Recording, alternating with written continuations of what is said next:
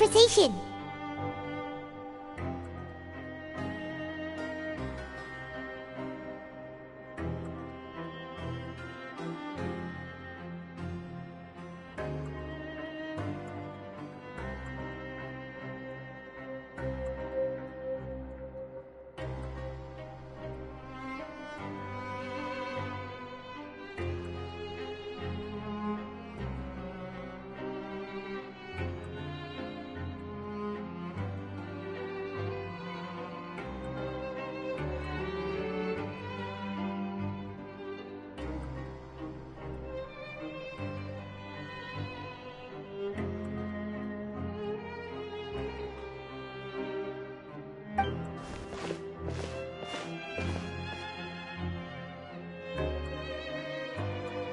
If you ask me, those pompous parasites on the surface act like they're all a bunch of aristocrats.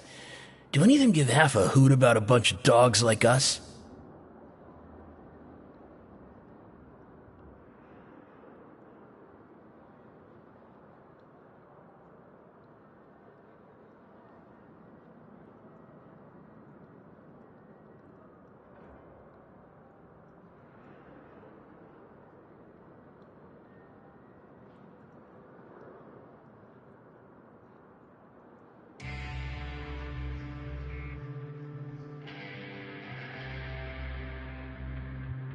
Hey, speak for yourself, mate. I'm no dog. Oh, you think you're special or something? If you're here, then you're just a convict like the rest of us. I've heard that even if you're released after serving your sentence, going back to life on the surface ain't any better. Once a criminal, always a criminal. Or marked for life.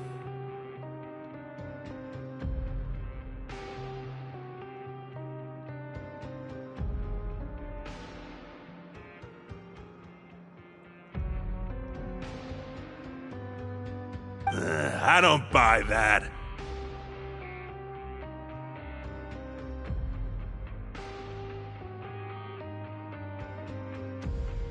Hey, how cool would it be if the whole world was destroyed by a giant flood and everyone had to start over from nothing? What kind of filthy bilgewater are you spewing? I have family up there. You best shut your sewer hole with talk like that. Listen, things ain't so great on the surface, but who says that you have to leave? I've heard that you can still stay here and work even after you've served your sentence. Not bad if you ask me. Who wants to live in the ruddy overworld anyway? And what makes you think they want to hire someone like you? That's one of the great mysteries of the universe, how someone as useless as you is so confident. Whoa. Sounds like they're really unhappy about the overworld. Speaking of which, Paimon never heard anyone use the words overworld or underworld when we were living up there. Is it only something the inmates down here say? That's true.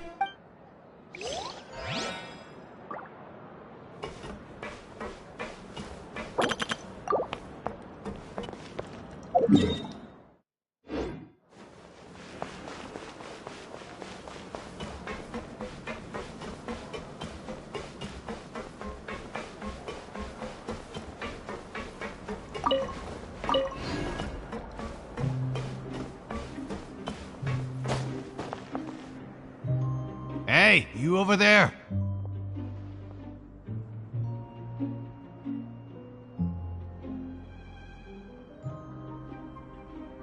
Yeah, you! Say, do you like playing card games? You know, like Genius Invocation TCG? You TCG players are like mint in the wild, literally sprouting up everywhere. Hey, come on now. What's wrong with finding fellow Invocation aficionados? Anyway, care to join me for a game? Alright. No pressure. But why would you be looking for people to play Genius Invocation in a place like this? Don't people usually come here to fight? Whether you're throwing down cards or throwing punches, it's all a competition, isn't it? It's all the same in my eyes. There are lots of card players here in the fortress. When I saw you, I immediately thought, hey, even outsiders from other nations play cards. So, sure. Great! Since you've been here longer than us, you need to flex your seniority a little bit, right? Maybe you could start by telling us newcomers some stories about this place. I thought you would have already heard everything by now. All right, then. Did you have anything specific in mind? Or do you want me to just pick a topic? Why don't you pick? We'll let you know if we've heard it already. All right.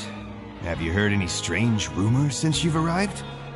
Ben, did you know that there are some people who are always gossiping over in the corner? There are two guys who are always skulking around in the corners of corridors gossiping. The bigger guy is Quisto, and the skinny one is Lavaroon. People call them the Bombshell Bros. I never really found their gossip very mind-blowing. It's pretty much just the same stuff that I hear about when I'm at work every day. If you're interested, you can go talk with them. They tend to talk a lot of nonsense, but they aren't exactly bad. Good to know. Do you have anything else to tell us? Let me think. Sounds like you want to hear something a little more tantalizing. Oh, did you know that the Duke was also a convict in the Fortress of Meripede before? Huh? Wait, are you serious? That's right. The Duke was an inmate just like you and me. Seems he was exiled here for committing some crime. Who knows how he ended up rising up to become the warden, though. To go from an ordinary inmate to becoming the manager of the whole place? I'm not gonna lie, I kinda respect that. A forbidden zone? Sounds like something that someone just made up. I've never heard of that. Where did you hear about it? It's just a rumor we've been hearing, but no worries if you've never heard of it. Do you have anything else you can tell us? Anything else?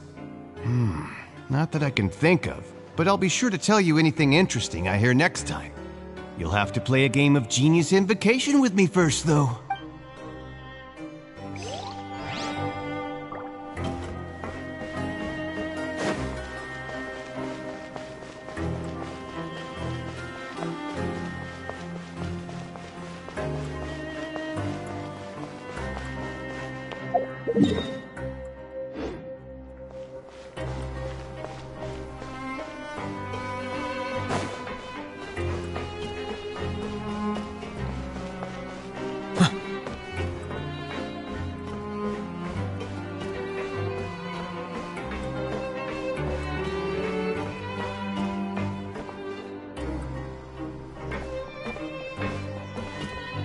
There's a group of people over there. Let's go listen in.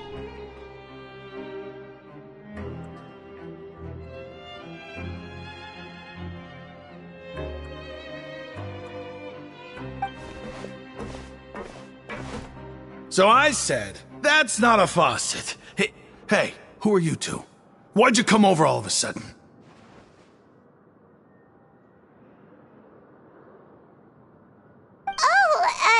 Sorry for eavesdropping.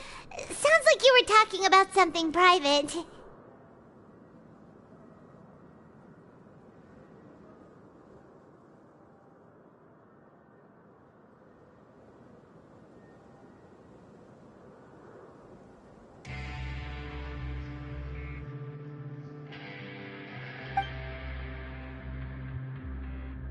What's the matter?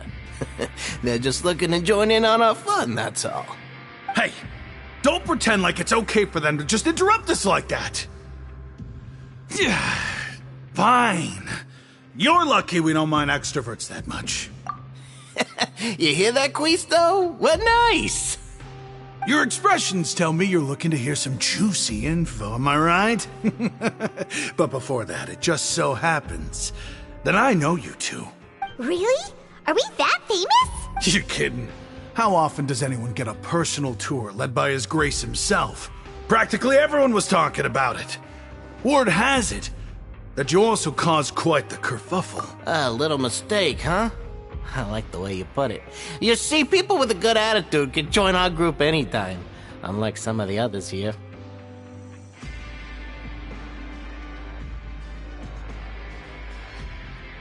Your group?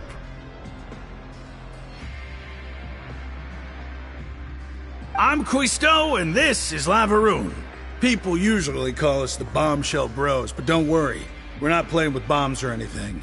It's just that our information is always so explosive, and we blow minds on the regular. So, you two really like to gossip?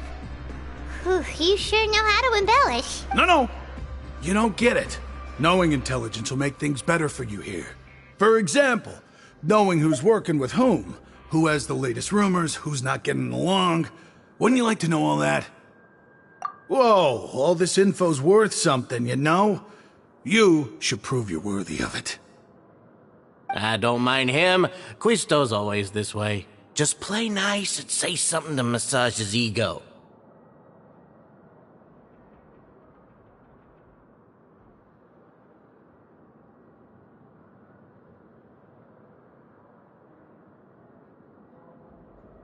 The welfare meals. Talk about the welfare meals.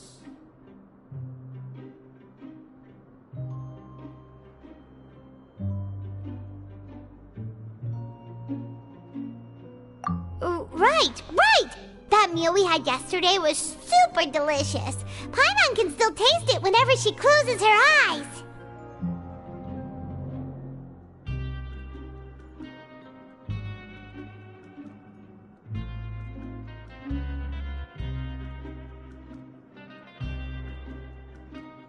Is that so?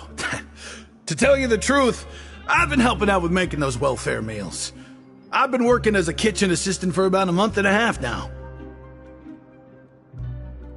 Oh, so you're the one who made those delicious steaks. Amazing! You could be a professional chef. You are correct. I am a true professional. In fact, I even went to culinary school. But enough about that. Since you like my cooking, I guess that means we share similar tastes. Listen carefully. This little bombshell will help you learn what's really going on here in the fortress.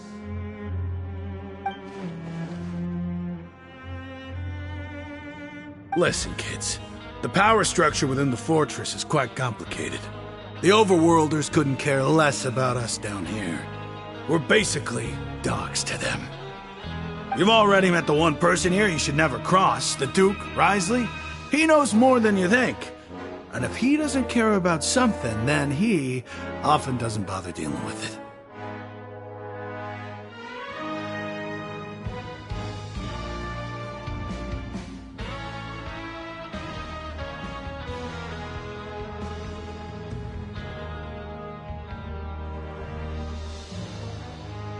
Those who have the Duke's attention get all kinds of special perks, even better treatment in the infirmary.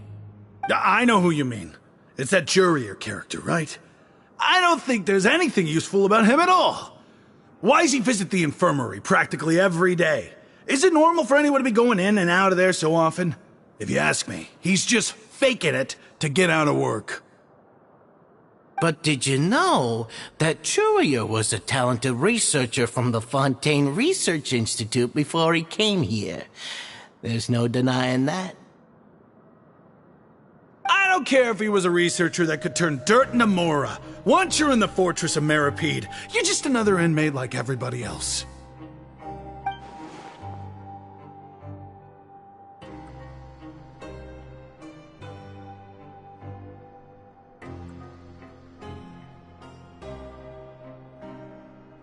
Speaking of which, the last time I saw him, he was passing by in the corridor with Lorvine. I also heard they started arguing in the library and got into a fight, right? Guess that's just how terrible of a guy he is. You mean he hit a woman? Wow, I never imagined he was that bad. But that Lorvine's also quite the odd one, you know? She's always gabbing away, got into a fight with a man, and she also got sent to the infirmary. Come to think of it, I always see her going to the sick bay every couple of days, too.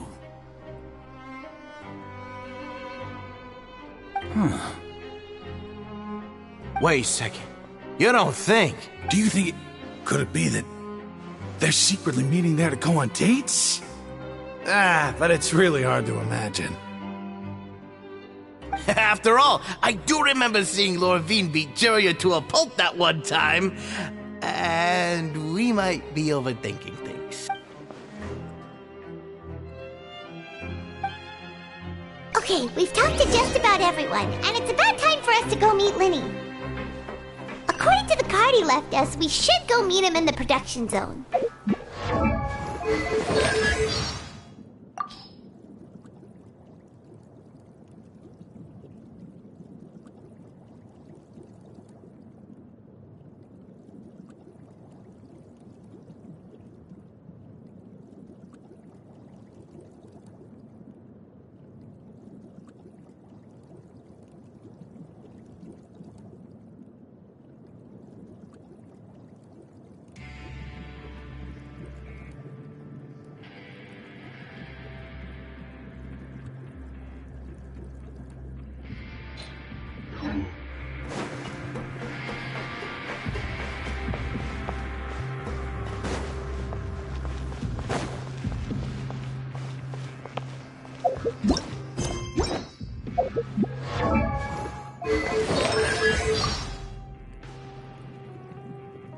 I cannot help but feel that you bringing me here is some sort of an assassination attempt.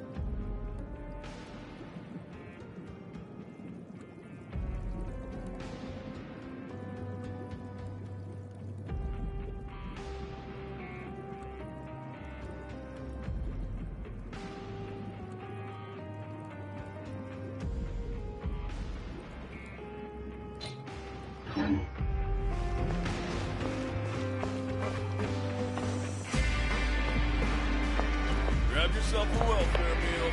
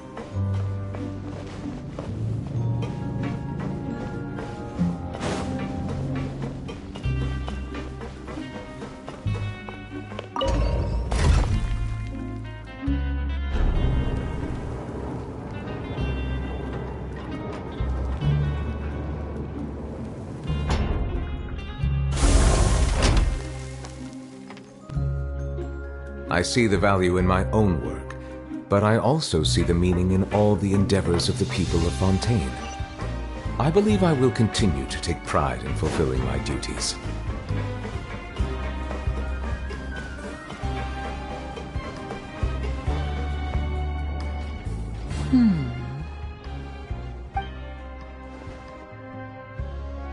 Huh?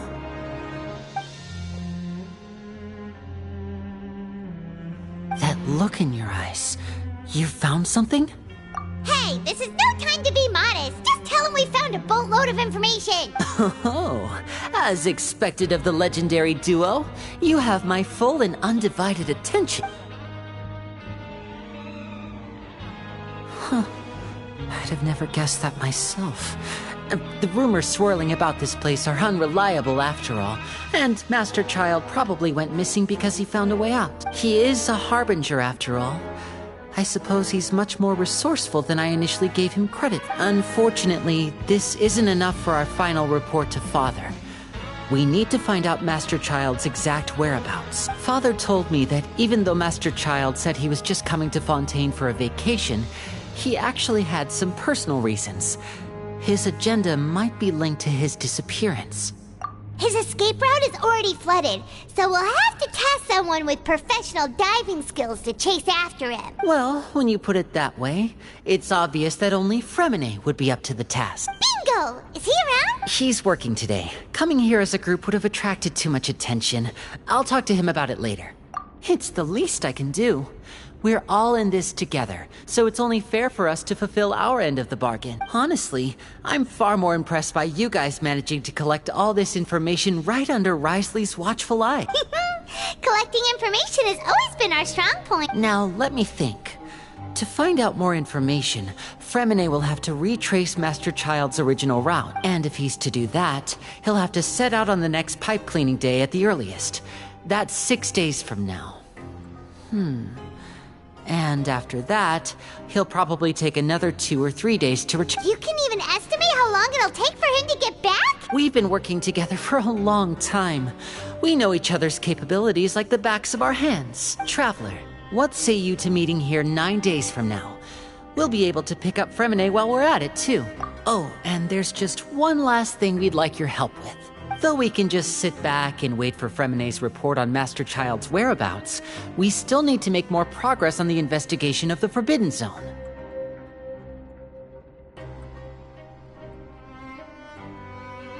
Fremine's no master of disguise. Lynette's still working on getting intel from the other areas, and I'll need to spend some time helping Fremine prepare for his diving mission. So, you are the only ones we can count. What do you want us to do? Will it be hard? Well, I won't call it easy per se, but I think you'll be able to pull it off. Listen carefully. You'll need to find an excuse to get into the infirmary and investigate the room and environs. You've mentioned several sketchy-looking people always meeting at the infirmary earlier, so it probably has something to do with the secret we're hoping to uncover. You've already met the head nurse, so she'll be less suspicious of you. Investigate the internal structure of the infirmary and any active dealings within, and pass those on to me alongside anything else you're able to discover. But also, there's no need to take risks. Don't forget, safety always comes first.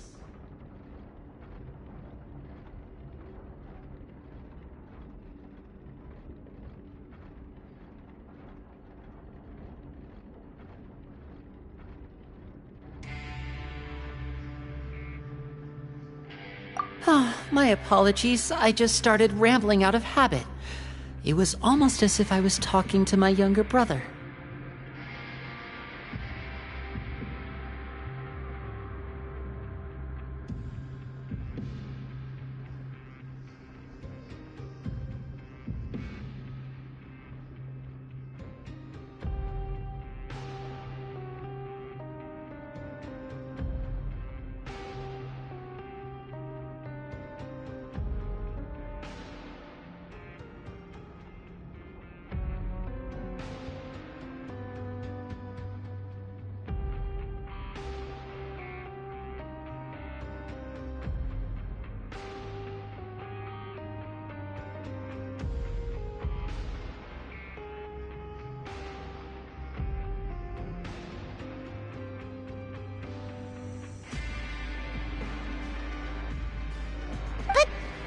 Bad thing, right?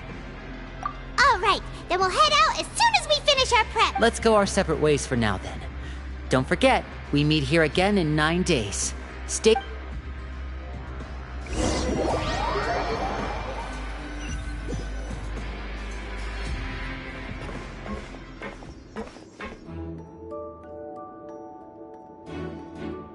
Hey, stay here for now. Paimon will take a peek. There seem to be several people inside.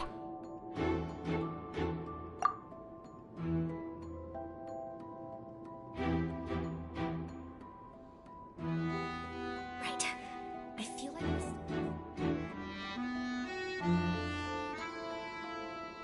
It's not impossible.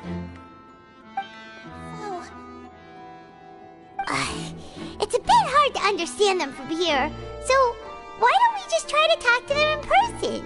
Let's go as soon as...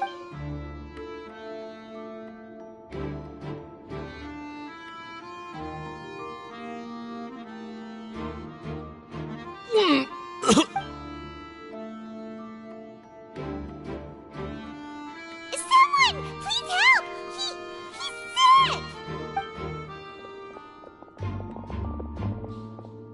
are you okay? Oh my! What's wrong, little one? There's no need to panic. Take a deep breath before you begin. The traveler started complaining of a stomachache, and then nausea, and then collapsed onto the ground. Paimon doesn't know what to do! Freezing limbs, twitching fingers, and pale complexion? Could it be poison? Let me take a look. Please, lie down over here.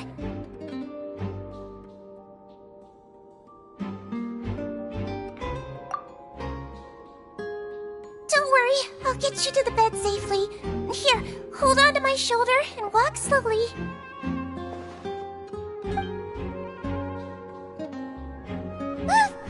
You can do it, Traveler! Don't apologize. You're sick after all. Now, please relax. I'm just going to do a preliminary checkup on you.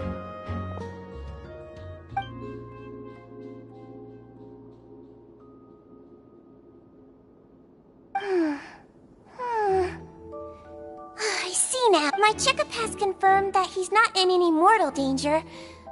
That's our worst fear out of the way. Eh? Oh, that's good. I'll continue my diagnosis of the patient now.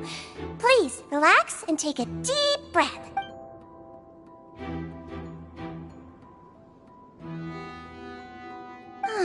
Don't sense serious damage to your organs either. Does it hurt when I press here? And here? Huh? But based on my initial checkup, there shouldn't be a problem here. How strange. What about here? Does this hurt? Oh. I understand. So that's what it is. I think you just ate something that disagreed with you. That's all. Nothing too serious. Outside of a pretty bad stomachache when it decides to act up.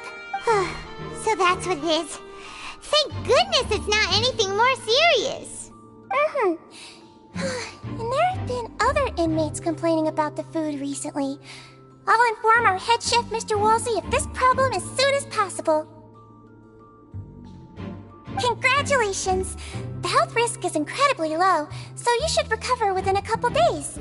Why don't you take a rest here while I go get some medicine for you? Miss Lorvine, I'll have to trouble you to help me look after this new patient while I'm gone. Very well. And she hopped away, just like that.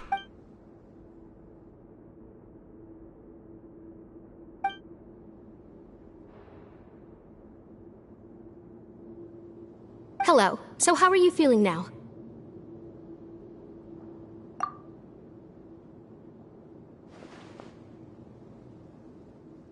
His stomachache's really bad. He was stumbling about the whole way here, so Paimon's really worried. If Miss Sijuin says it's not a serious problem, then there's no need to worry. She's the best medic we've got down here. But it also looks like she's the only medic you've got down here.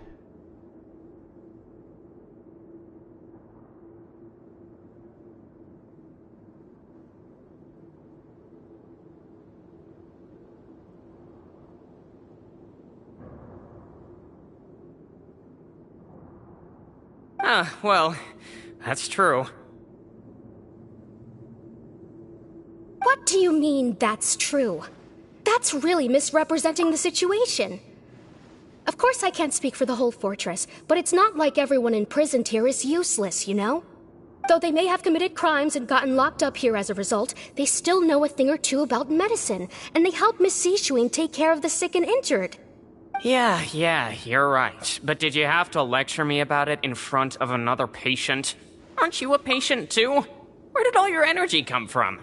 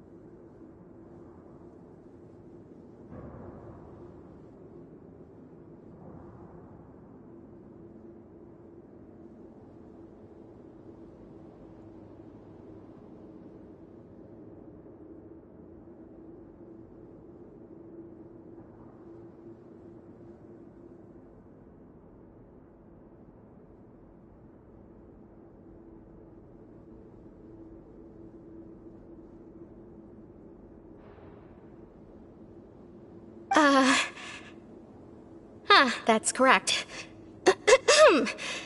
Sorry, I got a bit ahead of myself. Are you two also sick? We've been sick a while. I come back every once in a while for checkups, and to pick up the medicines Miss Siegewien prescribes for us. That's just the nature of chronic illnesses. As for her...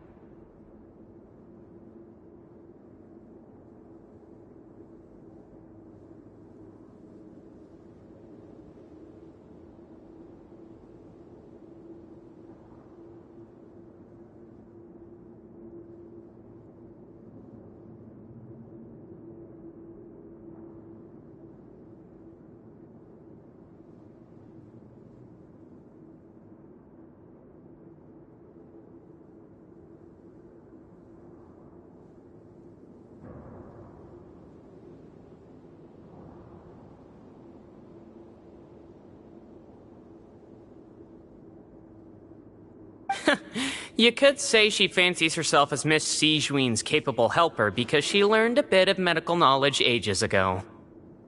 Please watch your mouth, Mr. Jurier. Don't forget that you are the primary reason I have frequent heart palpitations. Hey, don't start arguing now! Please, keep it civil at least!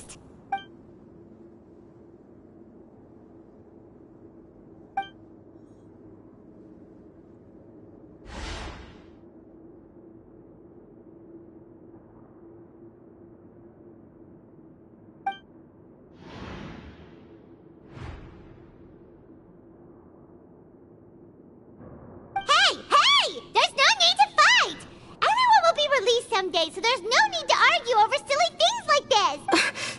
But... Release. It's way too early for us to even think about that. And who the heck knows if we'd even be able to continue our previous lives?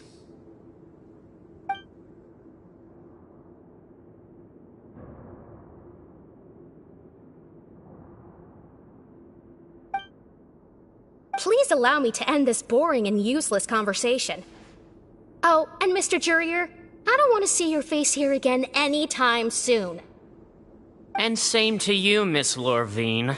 Anyway, that was more than enough rest for me, so I'm going to get out of this excessively noisy place.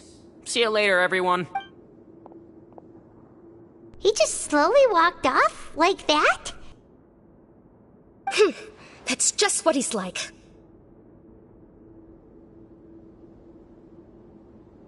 I'm sorry you had to see all of that. I'm Lorvine, and that's... Well, his name is Jurier, but I hope you'll never have cause to remember his name.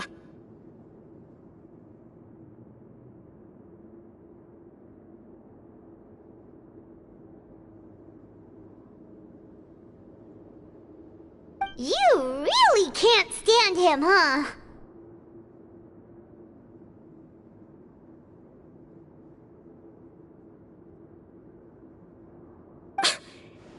I mean, can you blame me?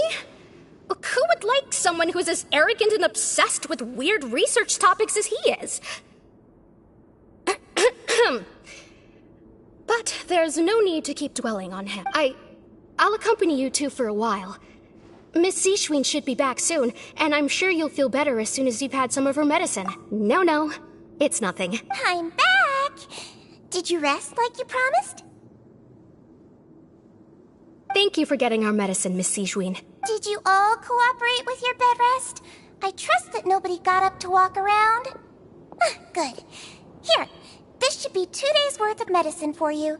Take 1 pill now, and then continue your bed rest.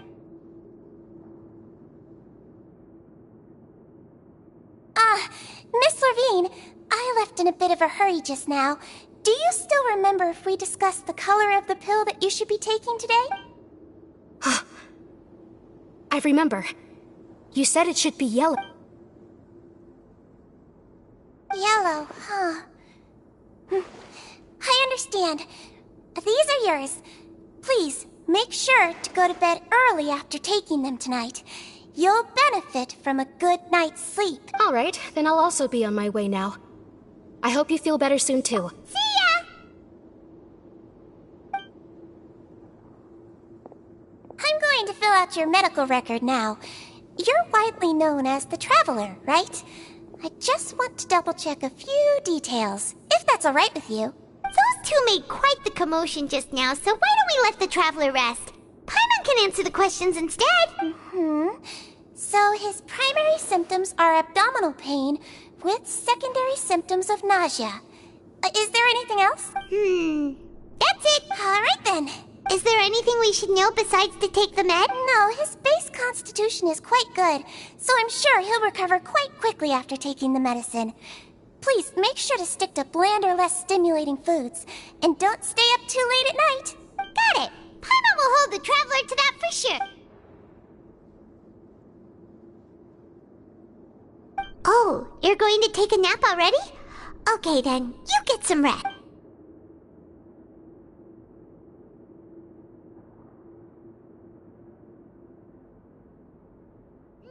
We've been to lots of places together. He may look a bit under the weather now, but he's actually super strong. So you're the best of companions. Well, don't worry. He'll recover soon. Ah, you're awake. How do you feel? You slept for a really long time, but we never left. Well, now you can go back without a worry in the world. Remember to take your meds regularly, and remember bland foods. Thank you, Miss Sigewinne.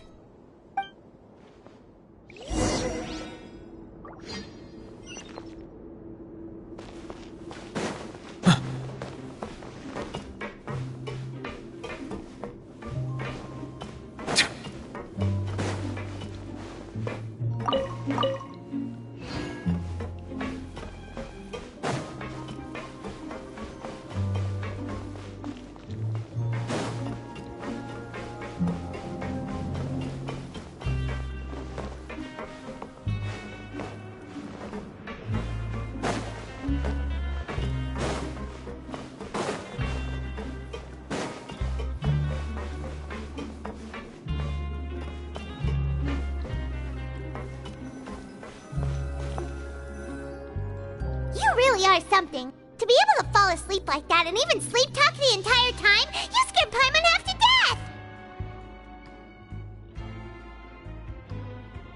No, but you kept mumbling things along the lines of, Pyron, go take my grilled fish and put down the Adeptus Temptation now! Paimon talked with Sigewinne the entire time you were asleep.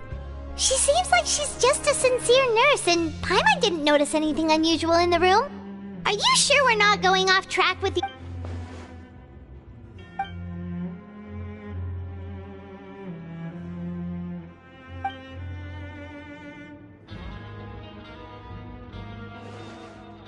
Whoa! You really are super thorough! All those tiny little suspicious things that Paimon didn't even pick up on! We've gotta give the info to Lyney!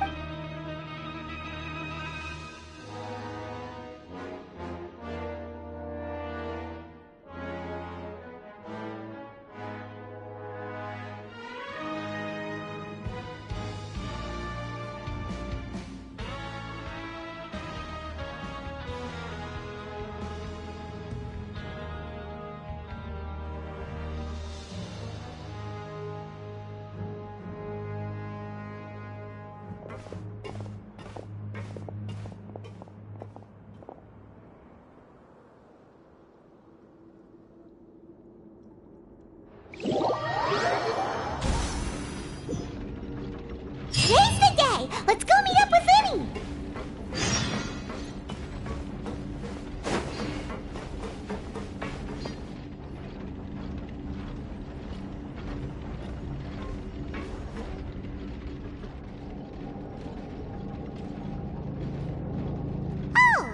Oh!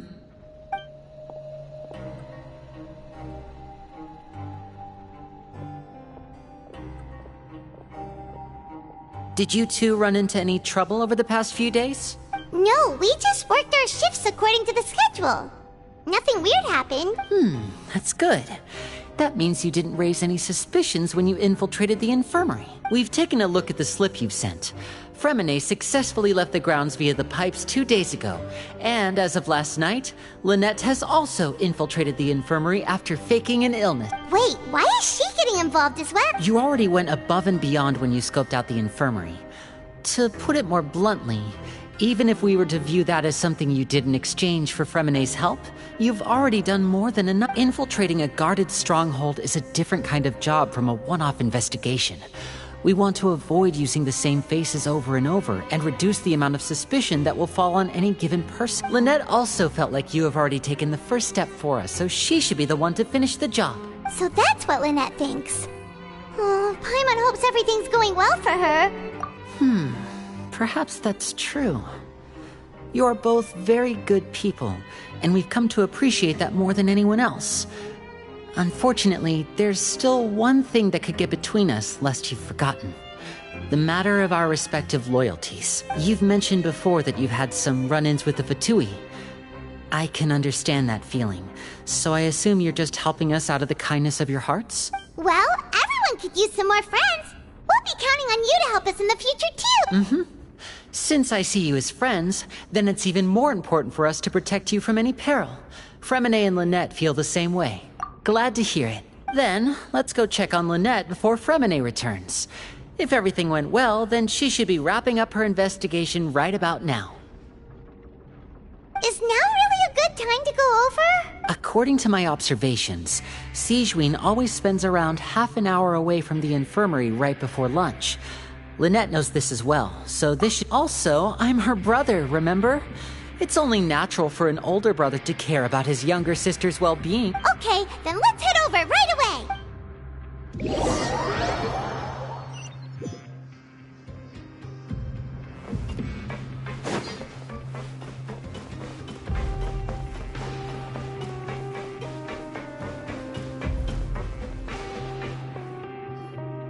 Lynette should be here right now.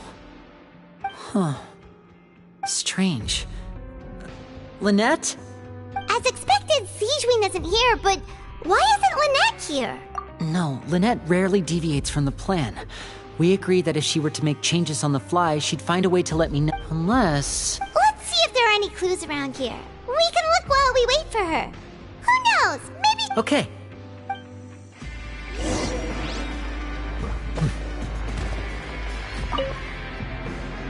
There are some books here and a few files. They all look like medical records. Advanced nursing, how to raise the spirit of your patients, a quick guide to the psychology of emotions, and the meaning of laughter. These sure are some interesting books. Who knew Sigewinne would be interested in these kinds of things? She even has books on understanding people's motivations and feelings. Is it because she's a Melusine? Or does she have a need to understand her patient's emotional state?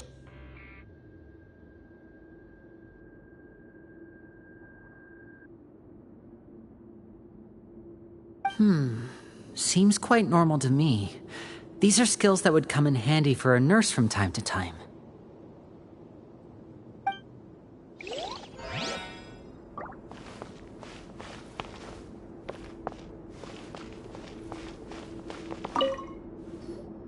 None of the beds have any signs of having been slept in, except that one over there. That's the one Lynette must have used, right? You said she was pretending to be sick. She would have said her migraine was having a particularly bad flare-up. Generally speaking, the head nurse would then ask her to lie down and rest, while she left to retrieve the medication.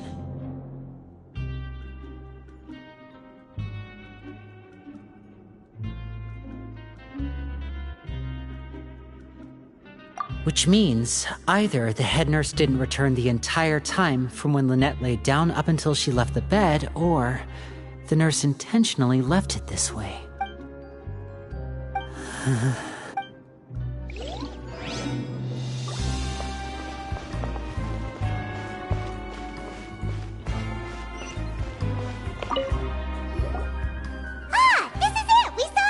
Wait, this thing? It doesn't look like it's been disguised that well.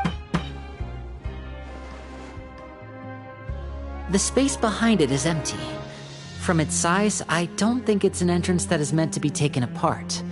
There's probably a mechanism around here. Could Lynette have tried to get inside? But if that's the case, she would have contacted me for... Let's look around here for some more clues. Don't panic, just take another look.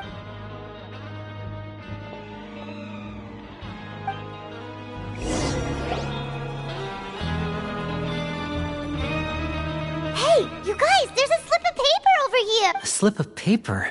It's right over here, and there's a bunch written on it too.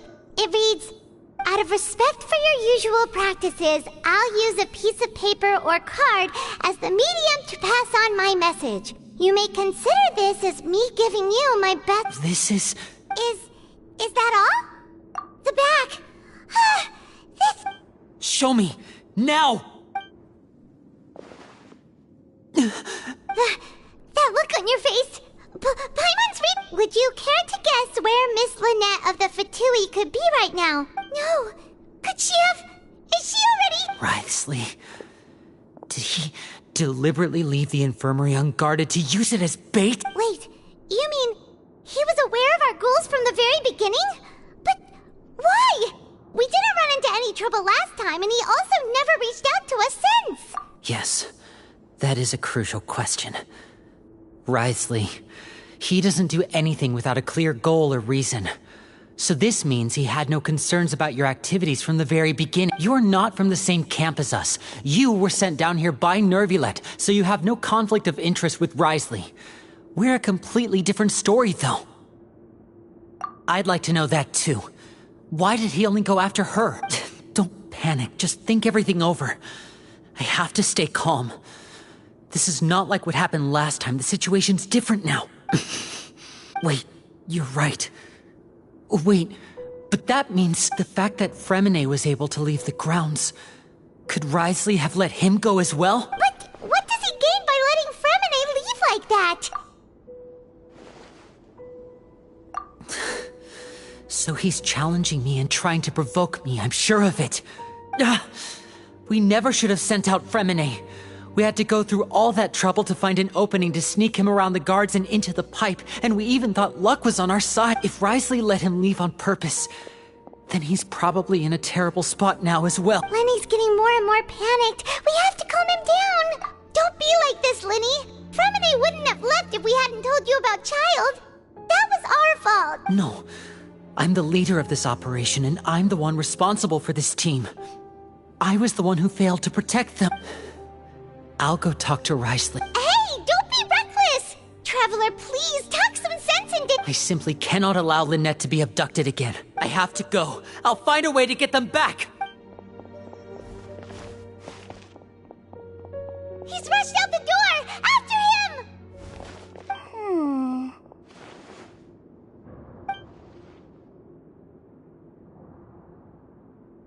Right. I feel like we still have some room to make changes on these details. It's not impossible, but it'll require extensive testing. Is that so? Very well. Then please be mindful of the time. Huh? Is someone? Pack everything up. Whoever's outside is eavesdropping. They'll probably come in once we stop talking. Someone! Please help! He's sick! Whoa, are you okay? These two. As expected, they've already found this place. Oh, they are quite sharp. What a delightful turn of events. I like smart people, but I also like playing dumb. I like the feeling of being trusted. Oh my! What's wrong, little one? There's no need to panic. Take a deep breath before you begin. Being able to read human expressions is quite the useful skill. Lenny! Wait! It's no use. We have to catch up to him.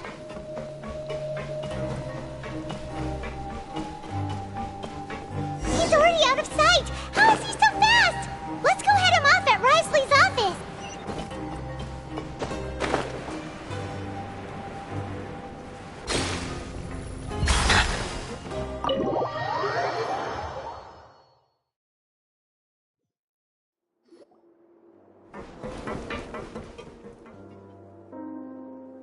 Come out and face me, Wriothesley!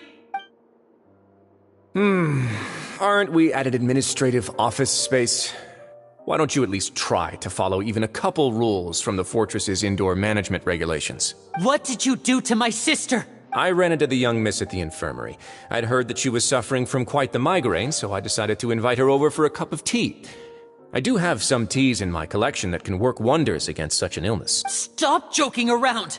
Where did you take my siblings? I have also heard that your performances are quite the spectacle. Miss Lynette would sometimes enter a box filled with water, only to emerge the next second from another place altogether. Maybe she'll appear behind you right now if you were to turn your head. Is he trying to trick me into turning my head? No, he's probably not looking to attack me right now. All of the hostages are in his hands, and he's even in the mood for small talk. That means Lynette is probably still alive. You knew we were investigating the infirmary from the start, so you deliberately aroused the Traveler's suspicions and baited us into continuing our investigation, just so that you'd be able to kidnap Lynette. As for Fremine, no, you probably didn't even interfere with Child's escape. You let him go, so you could purge the Fatui members that we had planted into your ranks. There was no need to do so. The Fortress of Meripede is a pretty pleasant place. Most people enjoy their lives here. The only ones who act differently are those with personal agendas. It was quite easy to identify your colleague. You removed our original members and spread the news of Child's escape so Father would assign our team to come down and investigate. Fremine has also fallen into your hands, right? If you're oh so omnipotent and so in control, why would you need hostage— One correction. Lynette is in my hands right now, but Fremine is not. He's not. What do you really want? Lenny! Oh, wonderful. Everyone is here, so I'll only need to say this once. Thank you so much for cooperating with me. Eager and to the point, I see. Alas, only Miss Lynette is currently having a cup of the fortress's finest tea. Although, as per your original plan, Mr. Fremine should also have returned to the fortress by now. But he has neither shown up within my gates, nor has he been taken into any kind of custody. So where do you think he may be right now? Wait, you can't mean you locked him outside in the sea? I closed the fortress's gate to the outside world. That's... Fremine's a star diver, so he should be fine, right? No, we're still here, so he definitely tried to find a way to come back for us. So we can't assume he might have made a break for the surf. But why would I do this, you may be asking? To have an audience with you, of course. My intel tells me that Mr. Linney is a great magician, so it's only natural for me to want to have some cards of my own when it comes to negotiating. Besides, I do recall you mentioning to Miss Lynette that you've always wanted to have a face-to-face meeting with the Lord of the Fortress of Meripede, regardless of whether it was in a personal or a professional capacity. Well, you got your wish. So, you've been keeping tabs on us before we even set foot in the fortress. Some of my folks just happened to hear a thing or two, that's all. In any case, I will be straight with you. I was willing to play dumb and turn a blind eye, so we had a pleasant few days playing games together here. But once you started focusing on the Forbidden Zone, all of that changed. Mr. Linney, the cards are stacked against you right now. Miss Lynette is in my hands, and Mr. Fremine is still slowly being pickled out there in the brine. You know just as well as I that he cannot last out there forever. You need do but one thing to guarantee their safety. I would like you to contact your superior, and ideally invite her over for a cup of tea with me. You want to see Father? But why should she bother giving you an audience? Well, if she cares for the well-being of her dearest children, she should have plenty of motivation to join me for a parents' evening. I've heard that the bonds between the members of the House of the Hearth are like the bonds of family. I don't see why she would refuse. Why did you think Father sent us to handle the Fortress of Meripede? This place is basically a no-man's land. It wouldn't be fitting for anyone as important as a harbinger like Father to come here in person. Oh, I see. So it's because she doesn't care for my place here. That's such a shame. After all, I've amassed quite the tea collection. I was looking forward to sharing it with her. Both Monsieur Neuvillette and Lady Farina have already received many samples as gifts. Was this the extent of your master plan to get to Father? No matter how much pressure you may put on me, I won't allow you to use us to blackmail her. You people really are difficult to get along with. All I'm asking for is a face-to-face conversation. Does she truly have no interest in the fortress's secret? Mr. Linney, you have one last chance to invite your father here. If you refuse... Linny! Instead of asking why I'm doing this, why don't you try to see things from my perspective for a second? From the very beginning, the Fatui has been actively infiltrating my fortress. I gave you a warning by cutting off the first few operatives I found, but that only caused you to double down. Had you given up on the fortress then and there, I'd have no reason to want to talk. Mr. Freminet left the fortress on his own, and Miss Lynette tried to pry out my secrets right in front of me. No matter how you look at it, the responsibility for this falls... I shouldn't ask Father to do anything because of us. 6, 5... Wait, 2... Time's up. It really is a shame, Miss... Wriothesley! Negotiations have broken down. Please leave, ladies and gentlemen. It's time for my afternoon tea. Yeah, listen to the Traveler. If you can't talk to Linny, can you at least talk to us? You do realize that I'm only letting you go because of Neuvillette, yes? You're here helping him out, and I've already done my best to stay out of your way. But that doesn't mean you can just do whatever you want. The fortress may be small and remote, but it still has its own set of laws. Then how about this? Those who are capable deserve respect. You've spent quite some time investigating my home turf by now, so why don't you tell me a thing or two about what you found? I'll ask you 3 questions. Answer all of them correctly, and I'll agree to your request. Question 1. Regarding the hidden rules of the production zone, what is the truth behind the one about not being allowed to work for 3 days?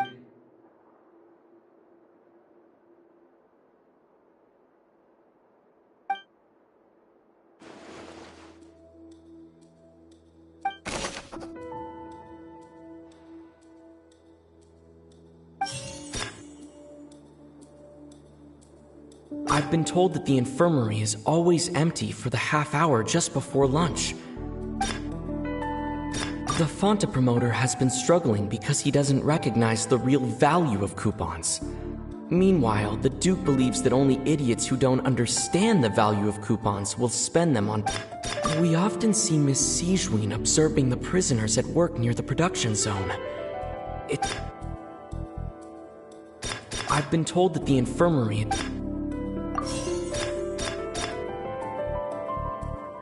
Fonta's internal reports suggest that they're starting a new trial of an unnamed and unpackaged product. The research notes said that the Melusine race perceives the world very differently from humans. According to Collins, the Pancration tournament only took place because the Fonta company sponsored it. We often see Miss... Fonta's internal reports...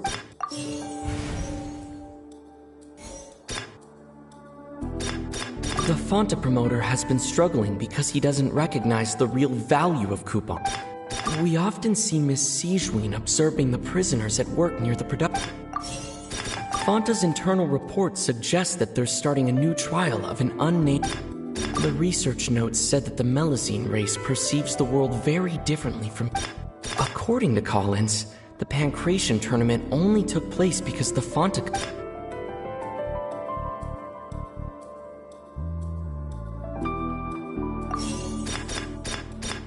I've been told that the infirmary is...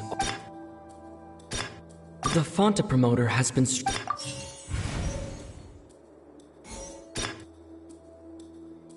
I've been told that the infirmary is always empty for... Fonta's internal reports suggest that they're starting a new... The research notes said that the The research notes said that the Melusine race perceives the world very differently from humans.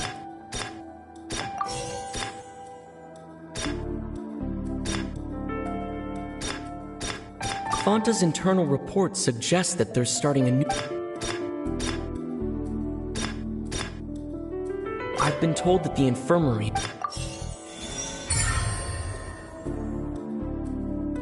Ah, so that's what's going on! Paimon understands it now, the hidden rule of the production zone. People are not supposed to work 3 days in a row, and if they do, they'll get strange meat in their welfare meal.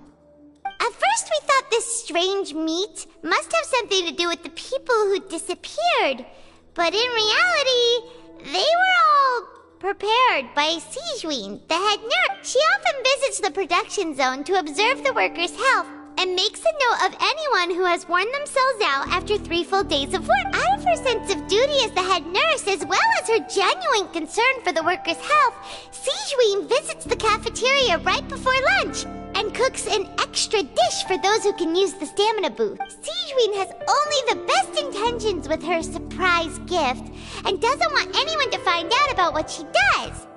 Unfortunately, Melusines as a race perceive the world differently from humans, and their sense of aesthetics is even more alien to the recipients of her lovingly prepared special meals. Cannot taste the care within and usually just... Are we on the right track? Not bad. You've uncovered Sigewinne's secret and even guessed her intentions correctly as well. It's nice to know that her efforts have not gone Alright, now for my next question. There are also some hidden rules in the Pancration Ring, including the one that you're not allowed to support both...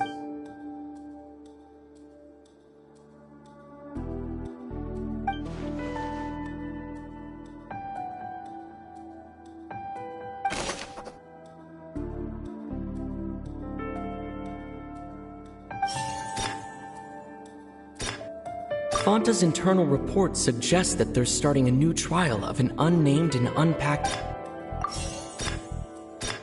The Fanta promoter has been struggling because he does... According to Collins, the Pancration tournament only took place...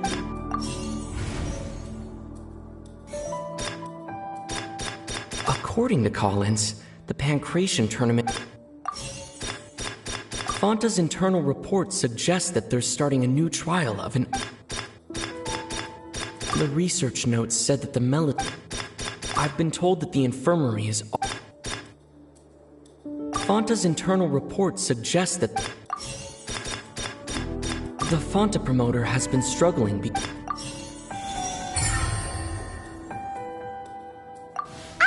Paimon gets this rule too now, so there really was nothing to be afraid of. That hidden rule of the Pancration Ring is about how, people are not supposed to bet on both boxers at the same time. And if they do, they'll receive a package containing a strange, blood-colored... People get scared when they see it because they've subconsciously begun to associate it with the missing box. But really, it's just a bottle of the latest yet-to-be-named and packaged new Fanta trial product.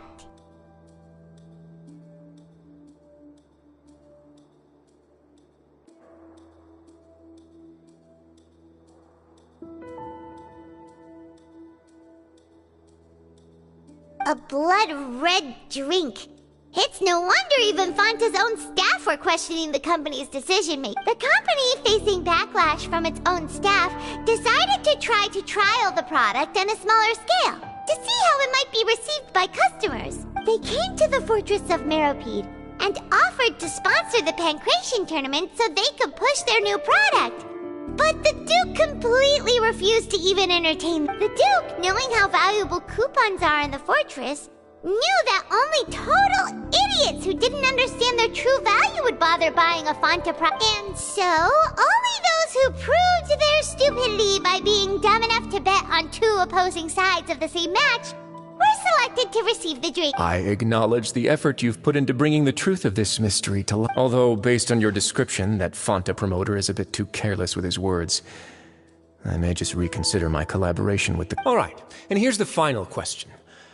What's the secret behind our head nurse and all of her patients in the infirmary?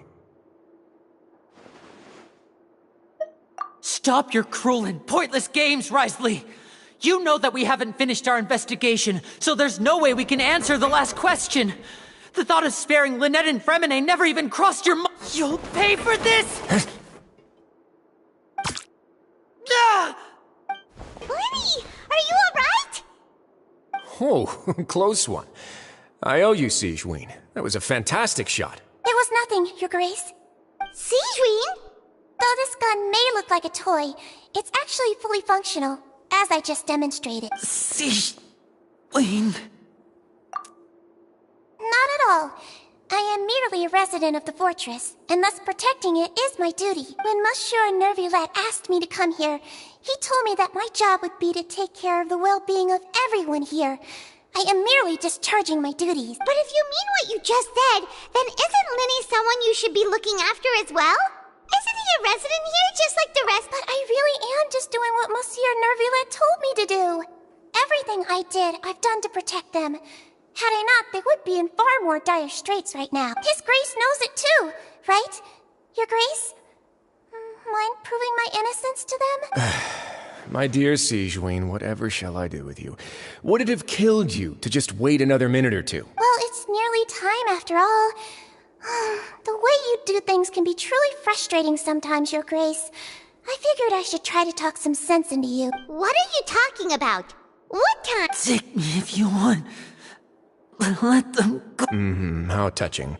Can you just give me one more minute? Don't be like that, Your Grace. All right, everyone, calm down. 2 more visitors will be arriving any time now. I'll go get a cup of tea. Miss Sigewinne, I leave Miss Lynette in your care. You... What are you doing? I believe I hear footsteps.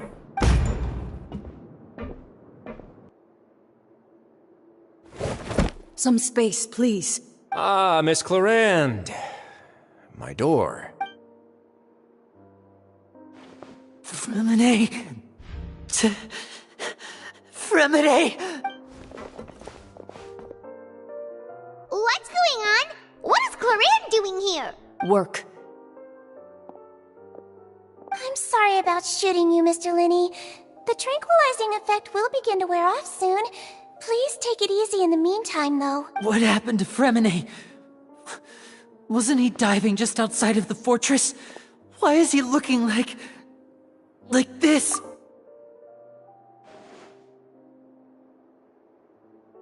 A flushed face, an accelerated pulse. He must have consumed primordial seawater. What did you say? Please, make some space.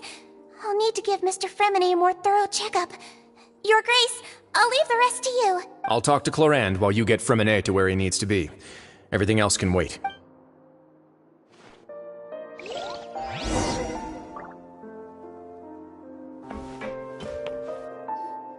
What's that look on your face? I thought I made good time on the way back. Oh, I'm just admiring your punctuality. Had you arrived just a few minutes later, Sigewinne may have been forced to shoot Mr. Lyney again. How's the situation out there? The water has changed. It's pretty much as expected. The concentration of primordial seawater has increased significantly. I was only out there a short time, so it wasn't too bad. But if one were to stay for any significant amount of time... Well, you can see how that boy's doing. Where was he when you found him? The abandoned zone at the end of the pipes. A good distance into the water. Closer than I thought. He must have recognized it early on and tried desperately to swim. Locking the door was necessary. I don't think we could have saved 2. Well, I did try to convince him that I had my reasons. Never seems to work, though. It would probably work on Neuvillette. He has a knack for picking out who had good intentions, even when the outcomes were all terrible.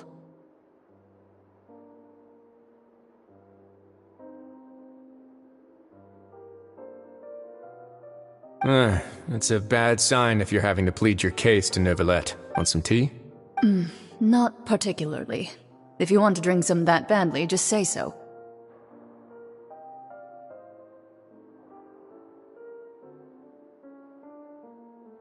Fine, I'd like to get some tea. Want me to get you a cup too, since I've already made it? Might as well then, I suppose. Actually, do you have a towel? I would like to dry my hair.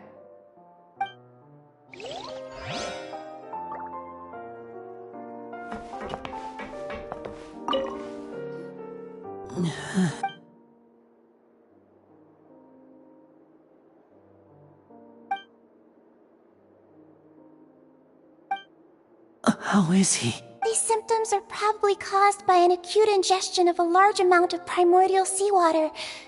Still, his condition is not critical. Of course, it would be best if he stayed for further observation. let's leave him here for now, and move him to the infirmary once he's recovered a bit. Sorry. I am aware that the infirmary may not be your favorite place in the world at the moment. We do only have a single clinic in the fortress. Why would he ingest a large amount of primordial seawater after leaving the fortress? How could that possibly happen? Please, look after Mr. Fremine for the moment. I'll go fetch some medicine and a respirator. Oh, I'll bring Miss Lynette back with me. Where is she? How is she right now? Oh, she just took a nap in an empty room after I tranquilized her. If my calculations are correct, she should also be waking up right around now. You might not believe me, but His Grace and I actually made some snacks and tea for her.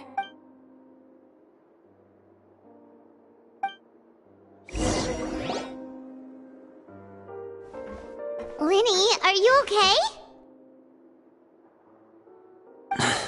I'll be fine. They're all here now. Don't worry about me. Are you sure? You don't look alright. My hands and feet are still a bit weak, but that's probably just the residual effects of the tranquilizer shot. I'm back, everyone. Lenny! Oh, Traveler, Paimon, you're here too. Fremine? Is he... He'll be fine. But for now, please help me lift him up.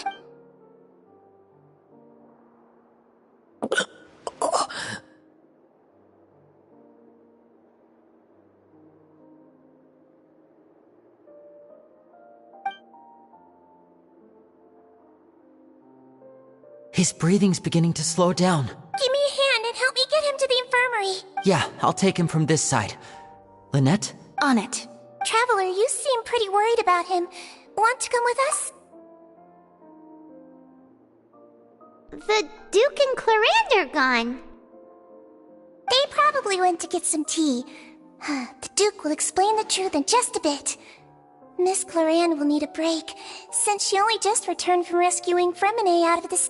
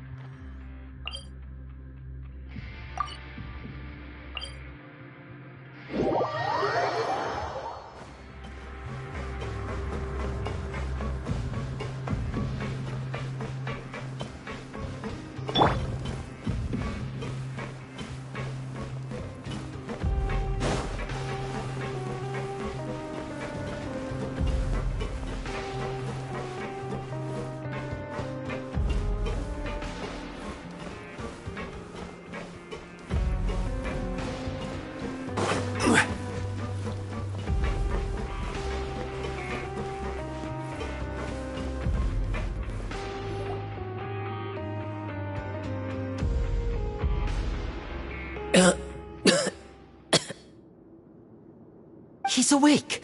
Fremine, how do you feel? Lynette. We're all here. Where am I? The infirmary, at the Fortress of Meripede, Mr. Fremine. And you are no longer in any danger. How do you feel? Don't push yourself if you're not feeling up to it. Traveler. Paimon. It's been so long. The sea. There's something wrong with the seawater. Shh, it's okay. We can talk about it after you've recovered. No, listen to me. This is really serious. There's primordial seawater mixed into the regular seawater. I don't know why it's there, but no one should touch it. Pipes. Right, the pipes. It's all coming back to me now.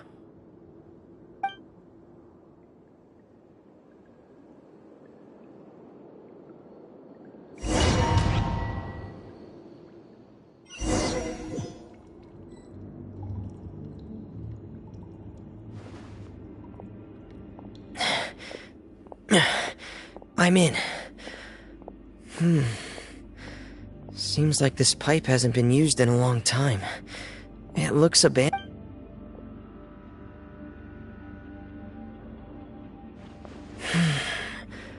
Where could Master Child be?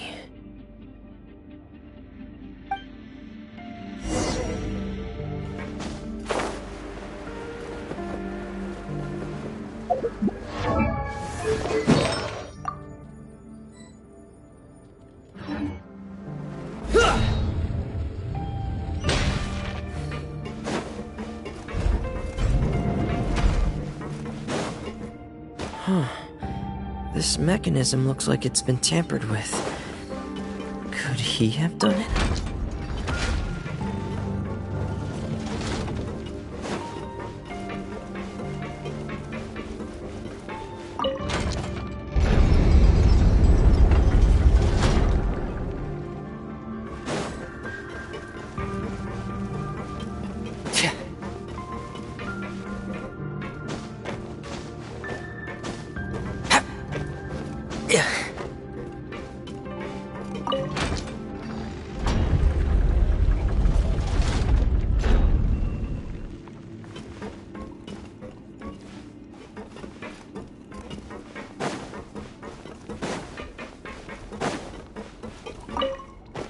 It's getting stuck on something.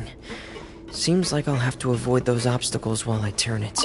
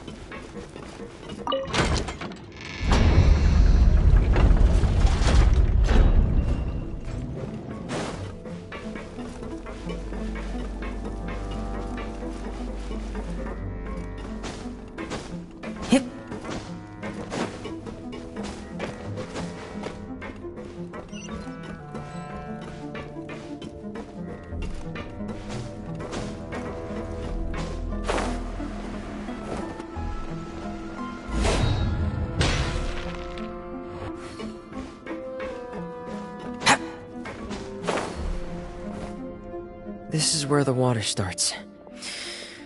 Okay. Master Child probably dived into the water.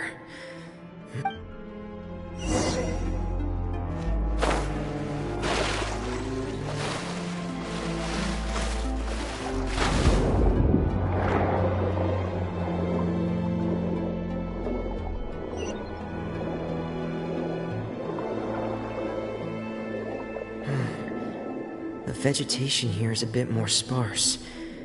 These traces aren't natural. A person must have left them, and recently. I should be going in... Oh, there are traces here too. I need to keep going. Huh? The traces are gone. But I don't see where he could have gone from here. Wait. What the... My heart is racing, and it's getting harder and harder to breathe. What's going... No good. I have to get back. They still don't know anything about what's going on. If I turn back right now, I should still be able to make it.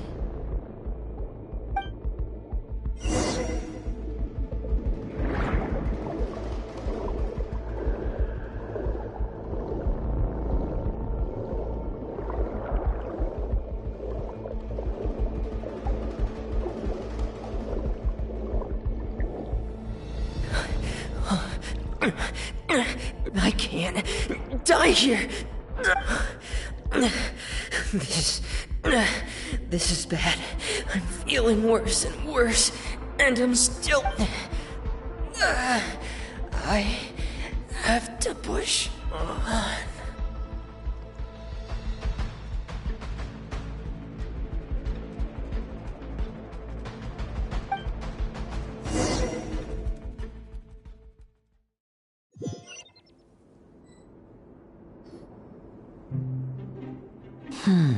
So, in other words, The trail you were following vanished, and you had no idea where Master Child could have gone. But there was also no obvious place for him to have That's right. I tried my best to swim back, but I had already put some distance between myself and the fortress, and I just couldn't find the strength to keep going. I probably passed out some time after that, and you know the rest. Miss Clarande brought you back, but we also don't know why she just suddenly appeared at the fortress, or why she went out to save— Miss Clarande, you say? I must go thank her in person. You're still too weak, Freminet. You can go after you've had some more rest. Miss Lynette is right. I believe Miss Clarande will stay here as a guest for another few days, so there's no need to hurry. A guest? Then I can assume Wriothesley was the one who invited her to come down here? You should ask His Grace about that. He'll be able to explain better than me. Yeah, it's about time he actually told us what's going on. Wanna come with us, Lynn? No, please go on without me. I don't want to leave just yet. Lynnie. The logical part of my brain is aware that we're safe right now, but I still can't bring myself to leave. Both of you are just in danger. Understood. Then let's just sit together for— In that case, I'll leave the infirmary to you. The Traveler and I are going to head out for now. As long as you stay in here, I don't think you'll be disturbed. Thank you.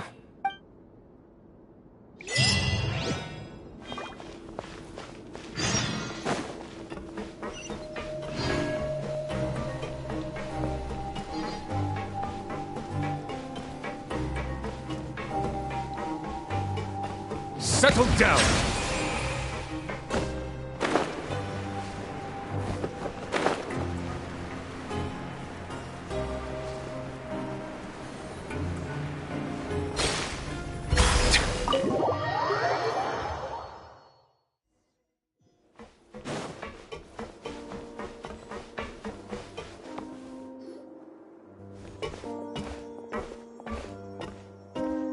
Excuse me?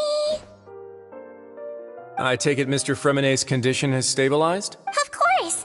I wouldn't have left the infirmary otherwise. I've been expecting those two, but might I inquire as to the purpose of your visit, Miss Sigewinne? I wanted to check up on Miss Clarande. How are you feeling? Mostly fine, I think. If you don't mind, I'd like to perform another quick physical exam. It'll just take a few minutes. All right. Thank you for looking out for me.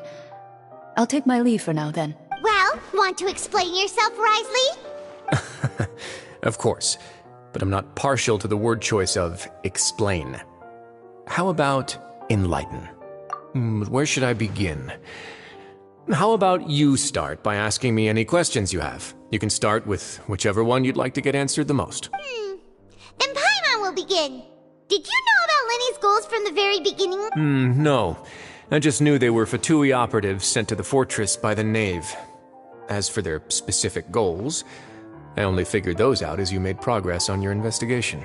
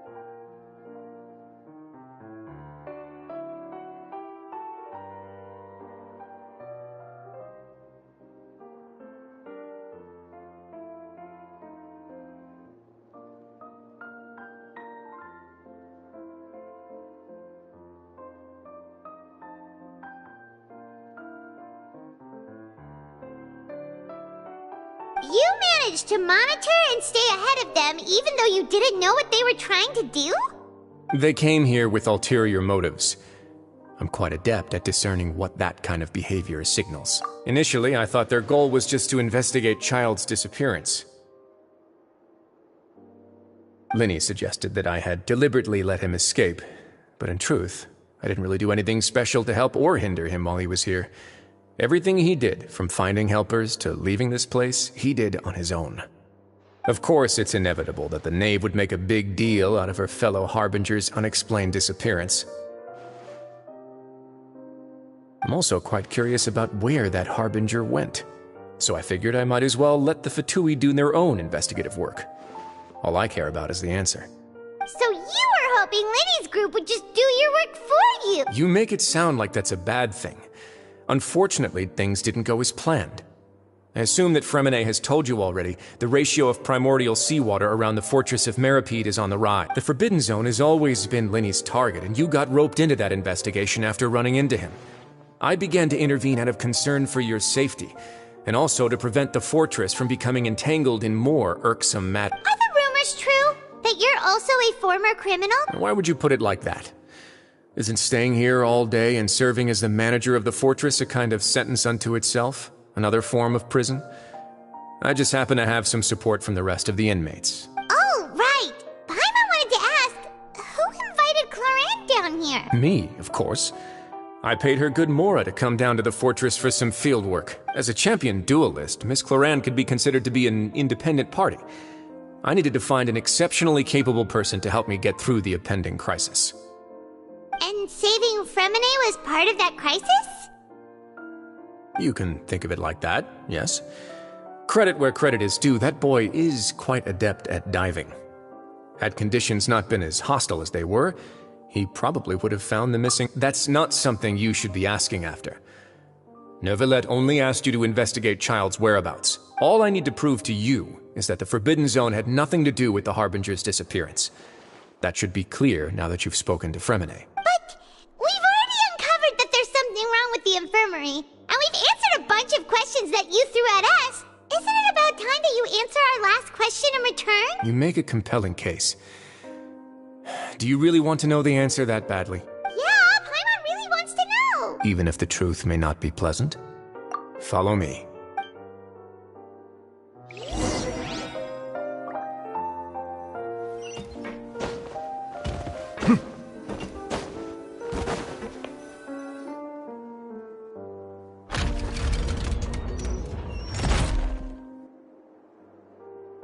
There's a hidden door here? And a whole basement behind it? Huh. You're pretty good at hiding stuff, Wriothesley.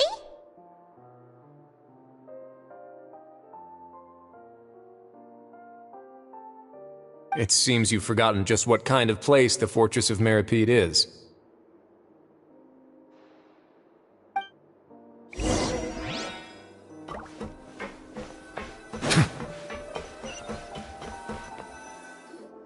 Stand on the central plate. Wait, is there a secret mechanism or...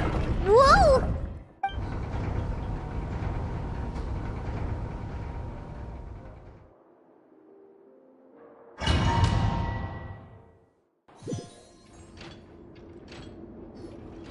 So, this is the Forbidden Zone? Honestly, for a place so well hidden, Paimon sure doesn't see anything special.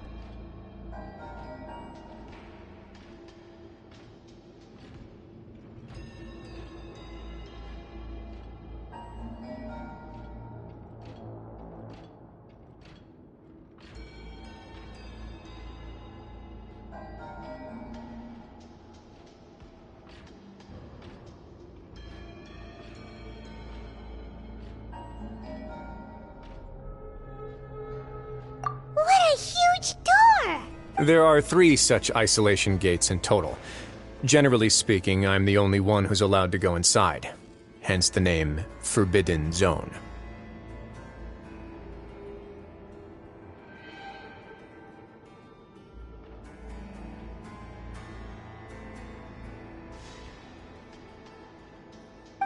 Am I correct to assume you're going to run on back and tell your little Fatui friends everything? Well, Paimon wasn't thinking of keeping Well, I'd advise you wait until you've seen the whole truth of this place for yourself before deciding whether or not to tell them.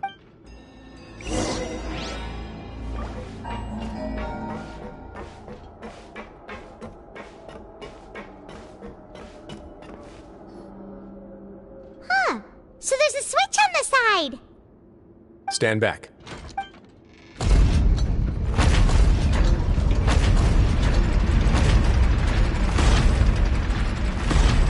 Whoa! They all just went up one by one! Go on, have a look.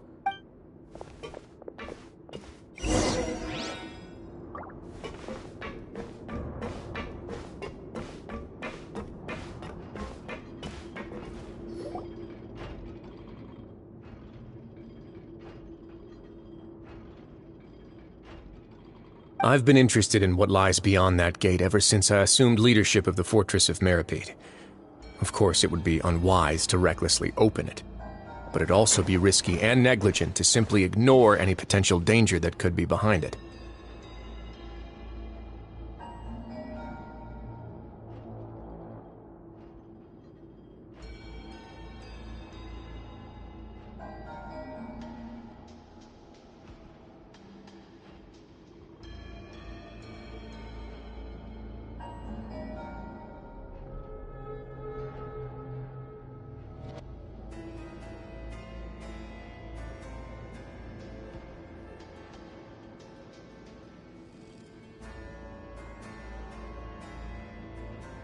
The readings on that dashboard have not budged since the day when I first laid eyes on this place.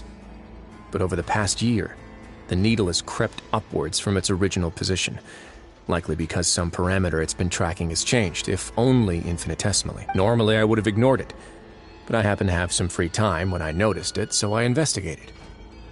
Any guesses what the reading could be tracking? Very reasonable guesses. I've considered both of those as well. Unfortunately, our dashboard is tracking something less ordinary. The temperature should vary with weather and climate changes, so for something that rarely shifts, the water pressure is more likely. We ran a few tests to increase the pressure from the outside, but the readings didn't change at all. Later on, a few more possibilities occurred to me, such as a potential connection with the primordial sea. I began to make a few preparations based on that. Over the past few days, the needle has moved again. With that, and the symptoms that Freminet displayed after leaving the fortress, I can now confidently conclude that the readings represent the concentration of primordial seawater in the seawater nearby. The concentration of primordial seawater? But we're already under the... And that is precisely the problem. We're at the bottom of the sea, and now we're surrounded by toxic seawater. Somehow... Yes, that's very likely. But forget about the two of us. Not even Neuvillette knows where the primordial sea could be, much less where we could find and plug a leak. Oh. Oh! Seems like you've figured it out. I believe the primordial sea lies directly beneath this sluice gate. For some reason, the primordial seawater levels have risen significantly, and it's now very close to us. The indicators are now red. Although the gate still stands, some primordial seawater has already leaked out and mixed into the sea around it. If this continues... soon it will no longer be able to hold back the primordial sea at all. Yeah, you know what the legends say. If this place falls, then everyone in Fontaine will be turned into puddles in the span of a night. But that's just too weird! Why would the Fortress of Meropide be built right above a sluice gate for the primordial sea? Who built this place anyway? Your expression tells me you think this might be part of a vast, complicated conspiracy. To be honest, you might find the actual answer may be exceedingly It's just that the secret of the Forbidden Zone had been long forgotten by the nation before I rediscovered it with my research. There's no single founder of the Fortress of Meropide in any traditional sense.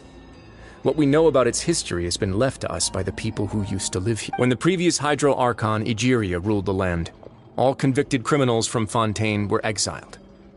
The people drove the criminals away like a wolf pack chasing. The criminals received no sympathy of any kind from the people. They were exiled to the desolate seaside, where they experienced only pain, struggle, and the bone-chilling. Some of them began to repent, and prayed to the Hydro Archon, asking if there was still anything they could do. The Hydro Archon took pity on them, and said, "You may go guard my secret, deep underneath the And so, leaning on the power of the Hydro Archon, They gathered underneath the sea and began to build a fortress. They became a community down there in the deeps, and over the years helped it to grow. As the number of exiles increased, more and more people joined the community. When the first group of exiles died, they left the yet unfinished fortress to their successor. The Hydro Archon continued to lend her support, allowing the fortress and what it stood for to continue growing ever larger. Before long, this dark underwater fortress became the Sinner's only home. And with that, the people here stopped referring to the fortress as a prison. They saw themselves as repenting sinners who would regain their freedom once they had sufficiently redeemed themselves. But as time went on, people also realized that the fortress was a lonely place. Once they had gotten used to life here, they could no longer feel comfortable living in the overworld. Once they had finished serving their sentences, some people left and some others chose to stay. They'd find some idle position and let their withered souls fade away with the ancient secrets of the past. After many, many centuries, few people still remember the reason for the fortress's founding. Now they just see it as an integral pillar of Fontainian society, as the place where criminals deserve to be sent. Now and again, researchers manage to break one law or another and live out their days in the fortress. I learned all this from an elderly historian. Everyone else just thought he'd made it all up. But now you know every part of that history is true. Indeed. It's just as the prophecy says. If this gate fails, then everyone will be dissolved into the sea. To be frank, not really. But sadly, that hasn't stopped this prophecy from proving all too accurate. Prophecies are troublesome things. Just hearing one will create the first wave of panic. Seeing signs of it will bring about the second, and actually witnessing it in real time, the third. Let's go somewhere else. I want to show you something.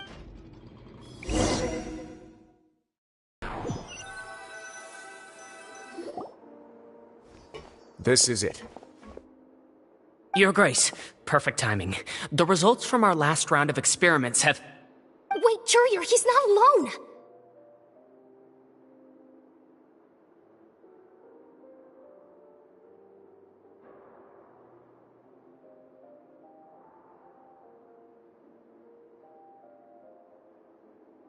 Huh? Lorvine and Jurier? No need to panic, you two. I've already told them about our plan.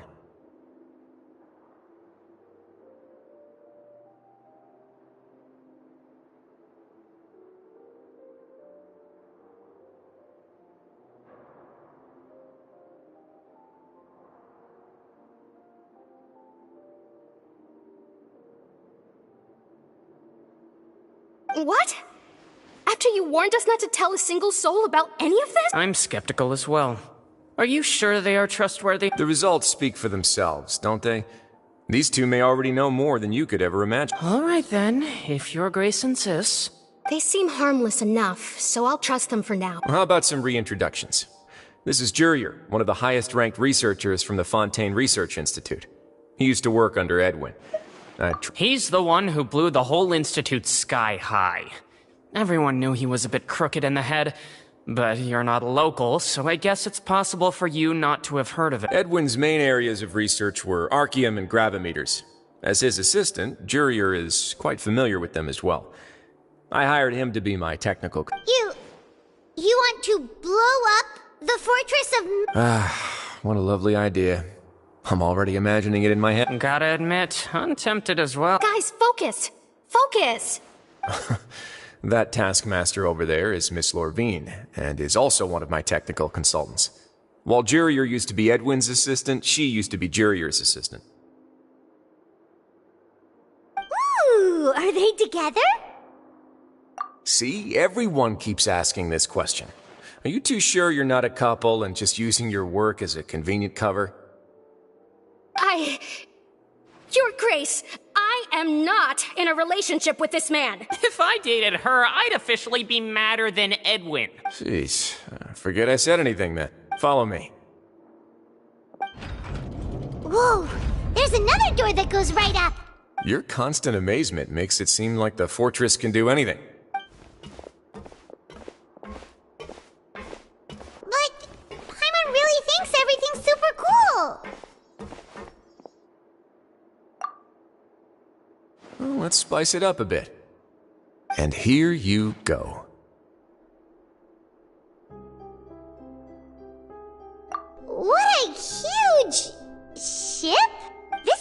production zone that Paimon's never seen before. What's going on? How much do you know about Fontanian history? Not much at all. Well, then maybe you haven't heard the story of ancient Lemuria. To give you a quick rundown, Fontaine used to be ruled by the Lemurian dynasty. According to legend, the Lemurian king Remus came to this land after being inspired by divine revelation and found the seer Sibila, who had taken on the form of a golden bee. Taking the golden bee with him and riding on a huge ship, the Fortuna, he created his nation above the surging waves. He called his nation Lemuria and used the Fortuna to incessantly search for new tribes and islands, calling on them to join his empire. There's a ship in this story too? Where there's water, there'll be ships. People believe that hope can always be found at the end of a voyage.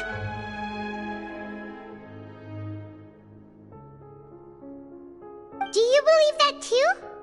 To a point, I think. As you've already seen, I have a whole factory's worth of labor, materials, and technology at my disposal. Certainly can't hurt to give it a try.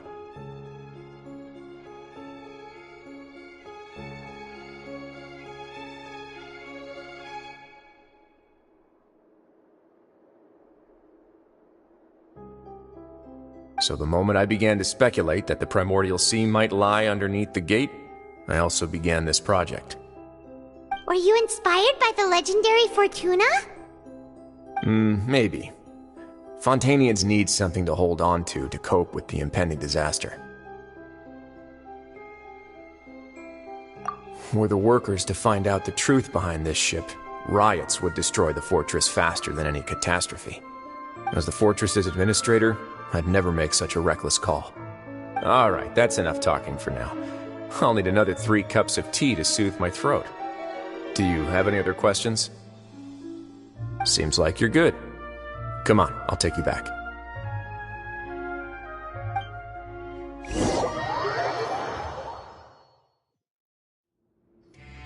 I'll leave you here for now. Oh, No worries. But don't forget, it's up to you whether or not you want to share what you just saw. What you do from here on out will likely affect those 3 as well.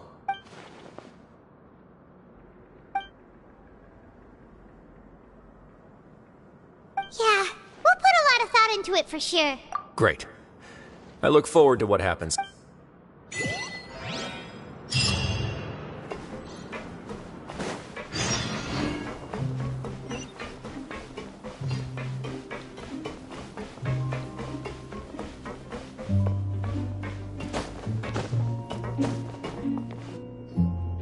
We're back! Welcome back. Do you want a cup of tea? How can you be so much like Wriothesley, always drinking tea? Huh. Actually, now that you mention it, I just remembered something now. While I was sedated, I could still barely hear 2 people talking next to me. They were discussing everything, from the leaves to the water and even the teacups themselves.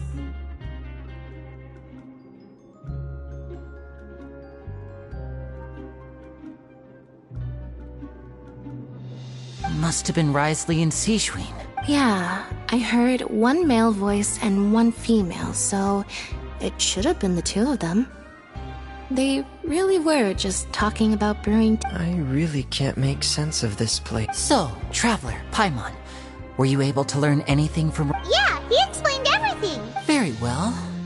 Then, would you mind checking your answers against my speculations? Yeah, I took the time to rest, so I'm feeling a lot more relaxed now. Nobody else is around, and Miss Sigewinne is also busy with something or other. So let's just talk. All right, then I'll posit my theories. I asked myself 3 questions. Firstly, why was Freminet affected by the primordial seawater? It was because he dove into the sea. My theory is, the long-lost primordial sea is probably very close to the fortress of Meropide. Whoa, he's good. He got that right on the first try. That's Arlini. Secondly, Wriothesley's attitude changed dramatically during the course of our stay here. He ignored us completely at first, then suddenly roadblocked us. I spent quite a long time thinking about this. If he has been monitoring the Fatui since the very beginning, he probably ignored us at first because he was hoping we could find Master Child for him. What's more, the Fortress of Meropide is not part of Fontaine's court system, nor does it report to Iudex Nervulet. Wriothesley is basically the king of a no-man's land. As long as the fortress doesn't do anything about Master Child's disappearance, Father can use it to pressure the Fontaine authorities. And while the two factions are pitted against each other, Wriothesley will be free to move between the parties of If I had to guess, he probably has something that he's working on himself. It's likely related to the secret of the infirmary, but I just can't think of what it could be. You're super smart! Thanks so much. Then finally, there's the last question. If Wriothesley does have a plan, what could it be? All I know for now is that his plan probably has something to do with the changing nature of the seawater. He's even gotten Cloran to help him out. That can't be the full extent of what he's doing. There's probably a secret passageway behind the block in the infirmary, and there's something big in the fortress that most people here never get to see. He has a bargaining chip, and it could be important enough for Father to deal with. I don't have enough information, so I have no idea what his chip might be. But let me guess. You have the last piece of the...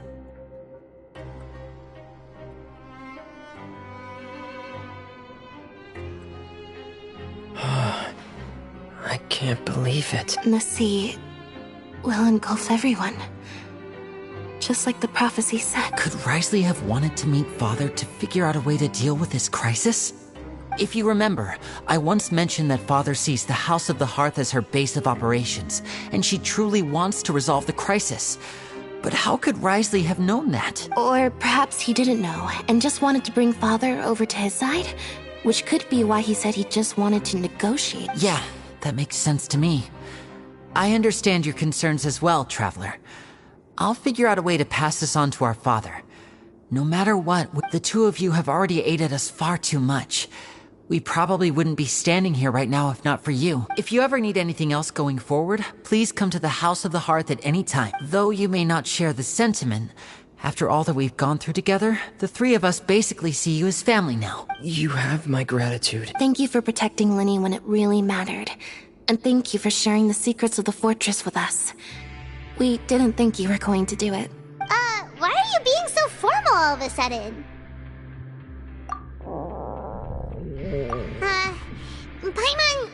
Paimon's hungry. Oh, you've done so much already. Go get some food. Alright, then we'll catch you guys another time.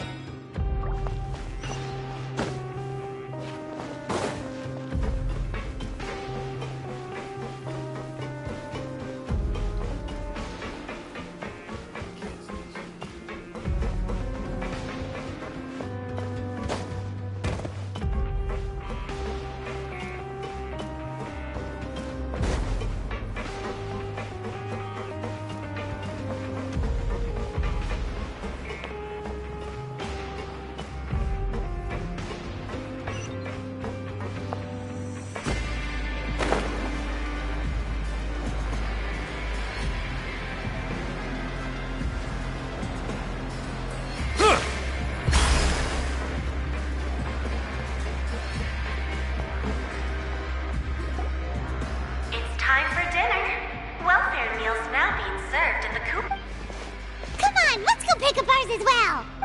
Traveler and Paimon, over here. Are you here for dinner too, Miss Sigewinne? And I'm taking the opportunity to prepare Miss Cloran's dinner as well. Huh. You're right. She's actually sitting in the fortress cafeteria. What would you like to eat? Yep, you can.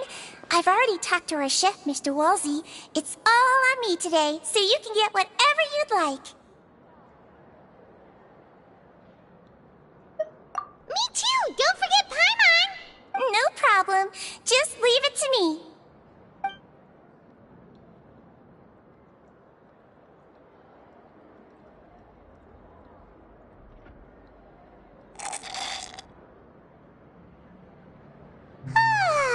So delicious.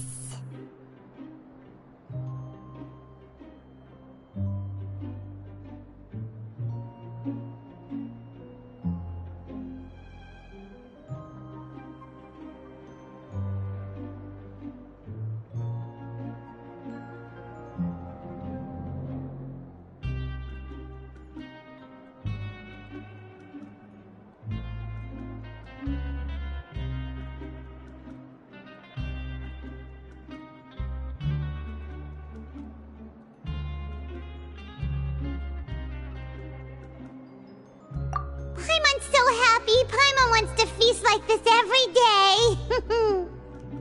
Feeling full yet? How's the food? Delicious. I'm so glad to see you all so happy. Oh, see, the expression on your face just now? The muscle here just moved, which suggests that you're feeling quite relaxed at the moment. Sigewinne, do you do this to help your patients or to better understand human beings? A bit of both, I suppose. I'm a Melusine, which means I'm very different from human beings. I must know what you're thinking if I want to take good care of you. You're really good at taking care of people. Even though you're so short, you still talk and act like an older sister. Really? You're reminded of an older sister? That's great to hear. Oh, and what did you mean back in Wriothesley's office? When you said that you were protecting Lyney and his siblings as well? Oh, that. I just asked His Grace to look out for those children, especially that diver boy. I was getting a bit worried after hearing that something was wrong with the Thankfully, Glorand is very strong and managed to save him in the nick of time. His Grace also sealed the pipes after Glorand left, to make sure that Lyney wouldn't impulsively chase after his brother. Although the path was blocked, we still stationed some guards there to stop anyone from approaching. They were instructed to only open the door once Miss Glorand had returned. Oh, and I was keeping an eye on Mr. Lyney as well. We had to press him, but we couldn't allow him to be in any real danger. You were all super considerate and really thought everything through. It's just what we do down here at the fortress. At least this has been His Grace's style for as long as he's been the lead. Oh, I really wish Monsieur Nervula would come down here more often too. I feel like he'd like it here, with all the darkness and chaos. Get a good night's rest, you two. You both worked very hard.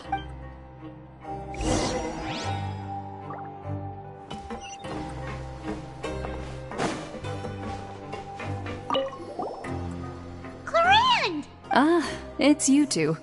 How's dinner? It's all right. Miss Sigewinne really put in a lot of effort. So we heard that Wriothesley invited you to come down to help, and you saved Fremonade too. You sure work super fast. Oh, it was child's play. Still, Paimon didn't know even champion duelists could take on side jobs.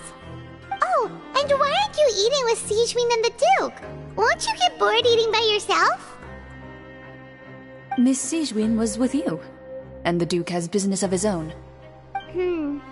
Actually, didn't Navia say that you went out for dinner with her as well? Yeah. First time in a long time. First time in a long time? So you mean you've gone out to dinner with her in the past? In the past, yes. You seem to be enjoying yourselves here. Things will be getting messy at the fortress soon. Don't run around unnecessarily.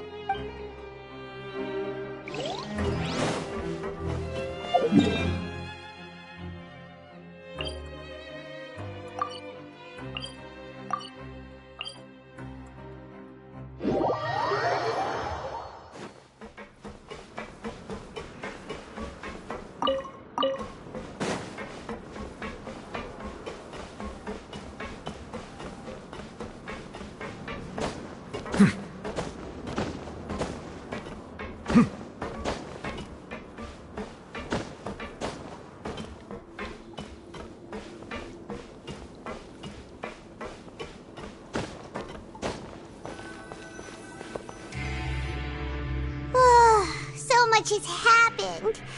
Paimon just feels absolutely exhausted now that she's finally relaxed. Paimon's super sleepy. Are you sleepy too?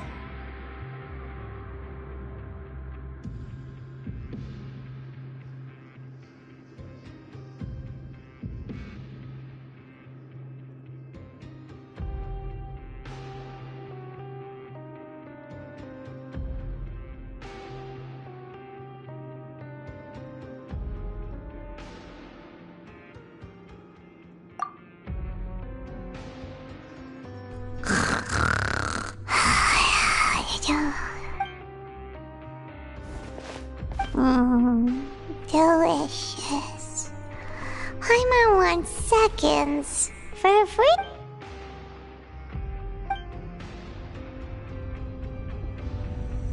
Wait!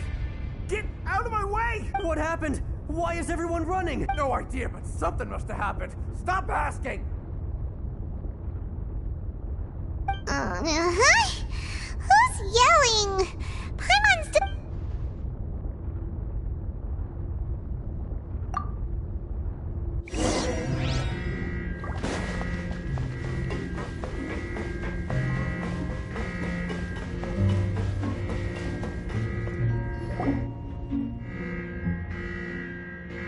What happened? Why is everyone running around? Hey, what are you doing? No time to explain, mate. Goodbye! Hey, wait! What's wrong with these people? They won't even talk to us. They're here! Yeah, there you are! Oh, thank goodness! Quisto and Laveroon, do you know what happened here? We came here especially to inform you. Something seems to have gone terribly wrong just now.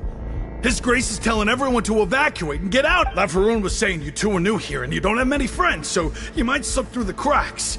Haven't you heard all the stories like that? An evacuation is successfully completed, yet you only find out once you do a head count that one— Wait, weren't you the one who brought that up? Why is it suddenly my idea? Hey, shut up! Okay, whatever. The point is, you should come with us. Yeah, he said to get as far away as possible, upwards and out. Oh no, it can't be that thing! Whoa, wait, what? What? Hey, where are you— We have to go find the Duke! You two just go and get out! Go on without us! Hey! Be careful! Attention! Please evacuate upwards and outwards. If you're already at the topmost layer, then try to move as far outwards as possible.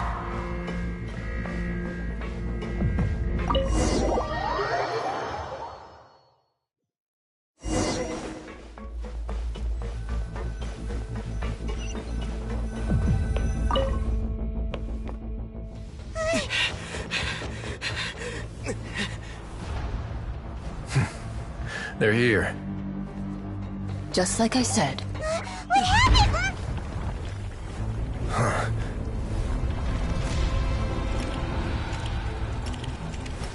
You're just in time. But be ready to run.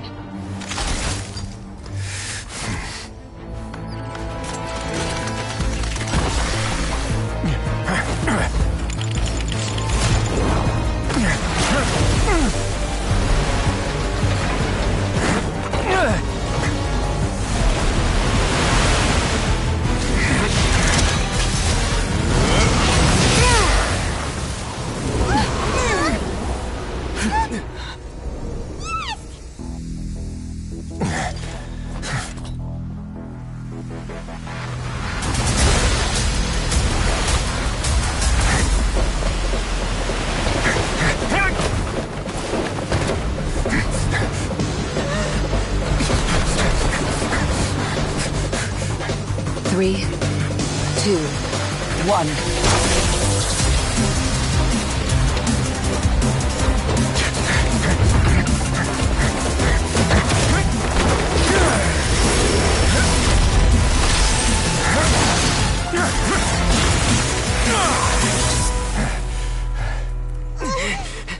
This won't hold it for long.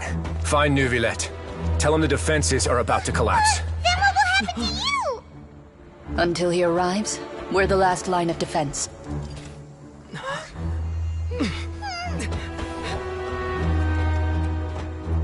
The gate. How long do you think it'll hold? That depends on us.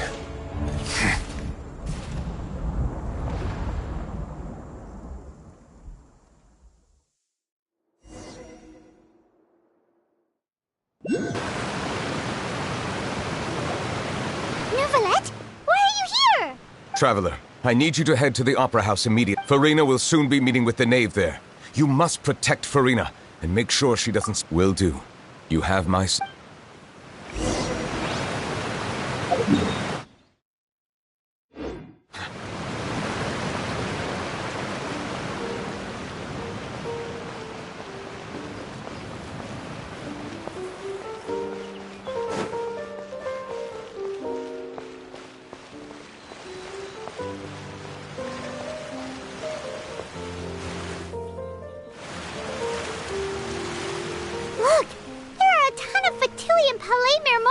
people over there. Are you two the Traveler in Paimon? Monsieur Nervalet has left instructions. Please, though I'm sure he's already explained, this should be a mostly cordial conversation, unlikely to give rise to violence. But it would be...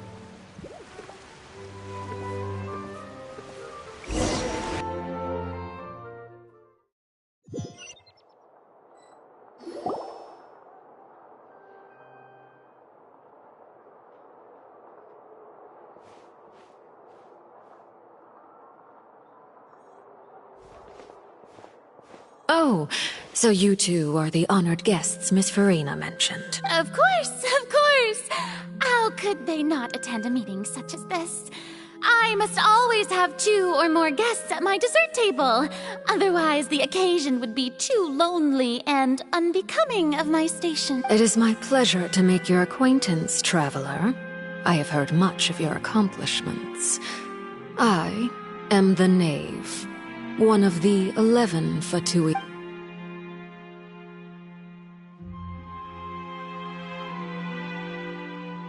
I've already prepared seats for you. Come, sit beside me. Perhaps you two are unaware of how Miss Furina and I do things. You see, we actually recently agreed to get together for tea when we had the time. See this? This is a limited type of confectionery that Miss Furina simply adores. There are only 16 slices sold every day. Here, why don't you and Paimon have a taste?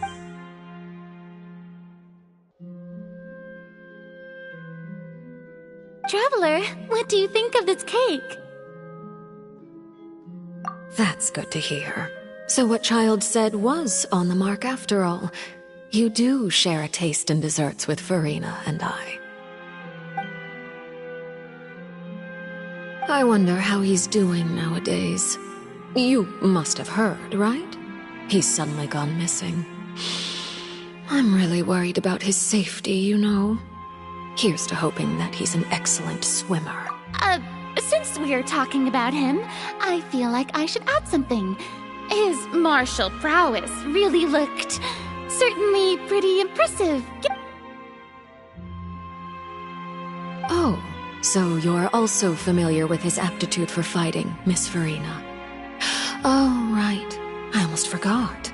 Child was subdued by Udex Neuvillette right in front of you. Against ordinary people, my colleague would never be on the back foot. But alas, he just never imagined he'd run into such a person. I must express my admiration for Coming from you, that's not surprising at all. But I thought you would be happier to hear the news. Of course, but it's still a bit of a shame. You see, I would have been far happier had I received this news somewhat earlier. As you well know, a long time has passed since Child disappeared. Well, in any case, there's no need to worry. We know for sure that Child is still alive. Oh, and just how do you know? Because we found evidence that proved he left the Fortress of And where did he go after leaving the fortress? Well? The Fortress of Meripede lies deep beneath the waves. Unless he pranced right out of the main gate, he must have had to swim for it. Do you have any proof that he surfaced safely? Ah, that is good news at least. His sister Tonya sent a letter to Fontaine not too long ago. Since he was unfortunately unavailable, I picked it up on his behalf. Do you have any idea how he usually writes back to his family? Dear Tonya, your letter made me feel like we were still enjoying our time in Snezhnaya together. I'm currently admiring the scenery on the streets in front of the Opera House. Is it something like...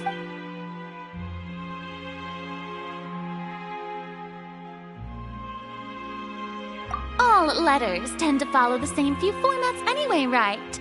As long as the contents are accurate, it doesn't matter so much how it's written or how it's worded. Hold on. The water in the teacup is shaking.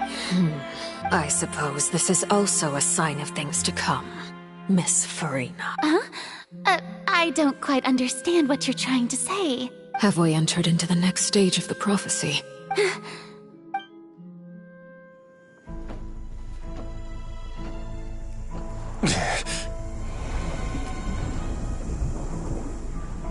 My thanks to you both. I will take it from here.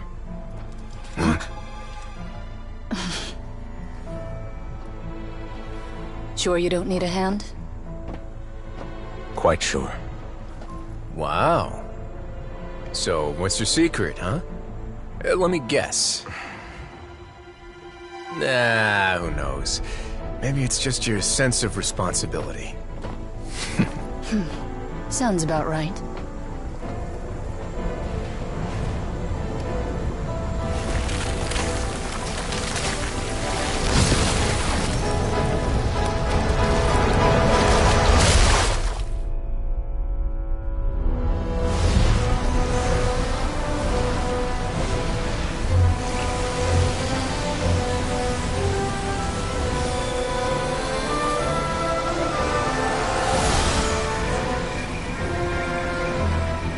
Day may come when the prophecy is fulfilled, and the waters burst forth.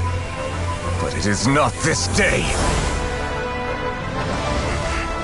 This ancient power could easily obliterate an entire race. A tsunami of fury would unleash endless catastrophe.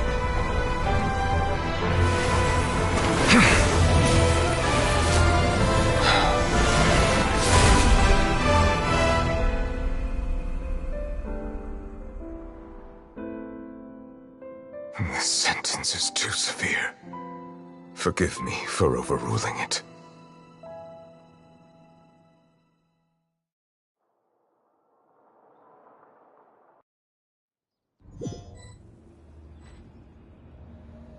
All right. Seems like the problem inside has been suppressed. Let me guess. We're safe for now. Indeed. But only for now. I win this bet. You owe me a present. Very well. It was indeed just as you said. You made a bet? We made a bet on the size of your entourage. Cloran thought you wouldn't come down by yourself. I figured you would have at least brought a few people along for appearance's sake. It appears I underestimated just how confidential the mission was. Shouldn't you have gotten used to confidential missions by now? That's just how the courts operate. So what gift must the loser give? Tea? He already has tons of tea in his office. I'm thinking about a set of legal codices. That wouldn't happen to be a dig at my lack of legal awareness, would it? Well, I'm sure His Grace doesn't consider the fortress to be outside the law. I was under the impression the residents of a place like this would be uninterested in the legal codices. That was obviously a joke. Anyway, you've still got some unfinished business to attend to in the overworld, correct? No need to stay here if you have a pressing matter.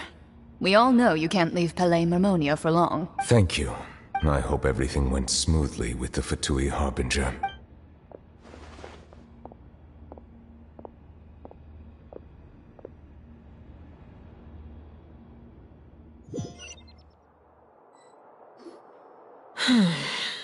I must say, we've spent long enough playing house, Miss Farina.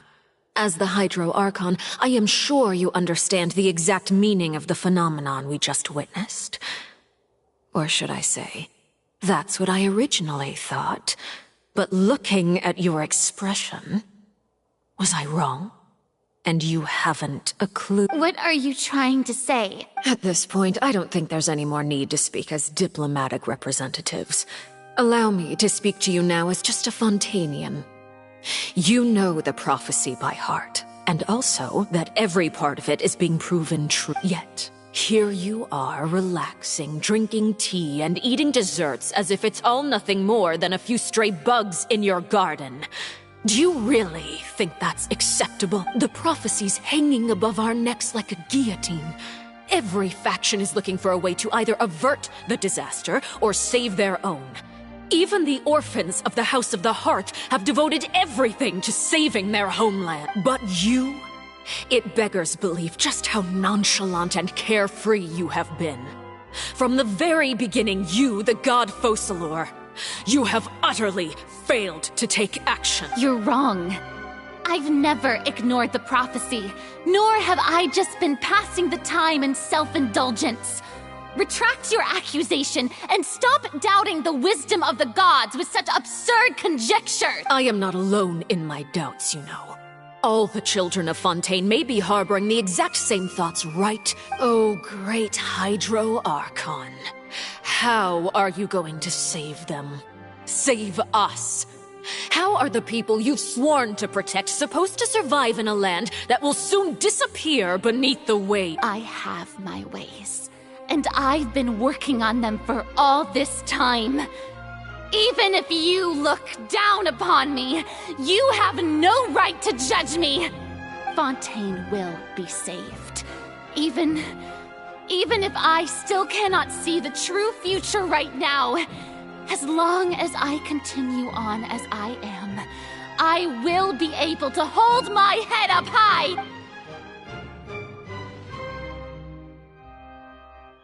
Then I ask you, Miss Farina, just what have you been working on? Where can we see it, and what is it doing to help?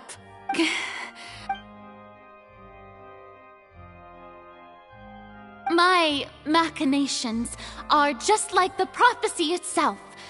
They will only reveal themselves at the fated time. It is just that beings like yourselves are unable to perceive them as of yet. I see. As a god, the proof of your labor always lies beyond prying mortal eyes. Allow me to be so bold as to ask another way. Would it be possible for you to tell us the parts of your plan that are not confidential? Such as your emergency response plan for the impending disaster? An emergency response plan? Oh, that look in your eyes. Have you not even prepared one of those? The emergency response plan is also strictly confidential. Then allow me to jog your memory. Miss Farina, what is the purpose of your Oratrice Mécanique d'Analyse Cardinal? And what do you plan to do with the massive amounts of indemnitium that has accumulated over the years?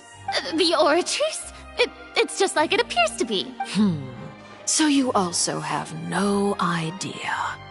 If I'm not mistaken, someone's using it to prepare for something. But unfortunately, it would seem that someone is not you, Miss Farina. I first caught wind of this when Lyney tried to investigate the Oratrice in the Opera House. You see, even just getting close to the core contaminated him with an extremely large amount of indemnitium. But even if that had nothing to do with you, then what could you possibly be working on, oh great Hydro Archon? Oh, right. I almost forgot. Iudex Neuvillette is not at the tea party with us today. Miss Farina, I suppose you must have ordered him away to take care of some troublesome business. Yes, that's exactly right. Please keep it a secret for me. Of course I will. Although, I must say, Miss Farina, you seem quite insecure without the Iudex by your side. Oh, very well. Let's stop that conversation here. There are still a few slices of cake left, so please, help yourselves, everyone.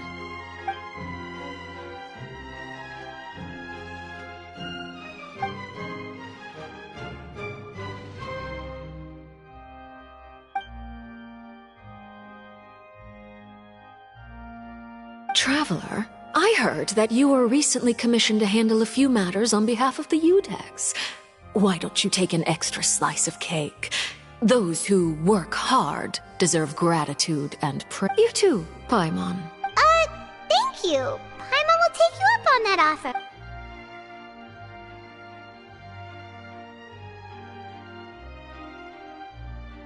Oh, Paimon's super full. That cake was great. If it's on my tea table, it must be of the highest quality. Yes, and we must thank the knave for bringing these over. You're welcome.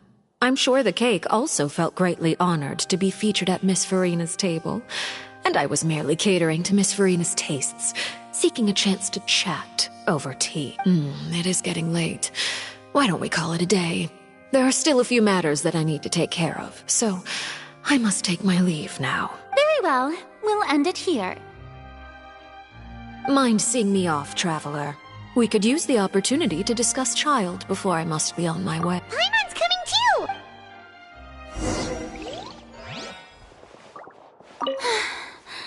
The tea party turned out to be even more difficult than I'd imagined.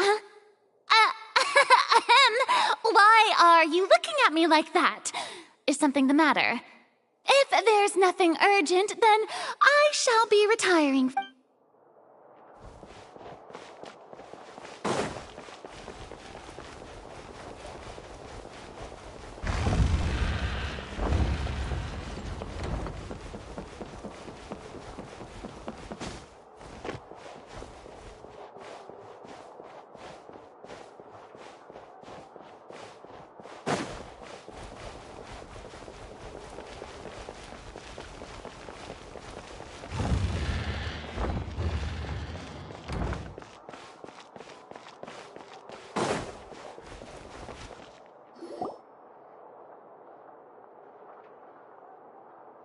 I'm glad that you were willing to come with me.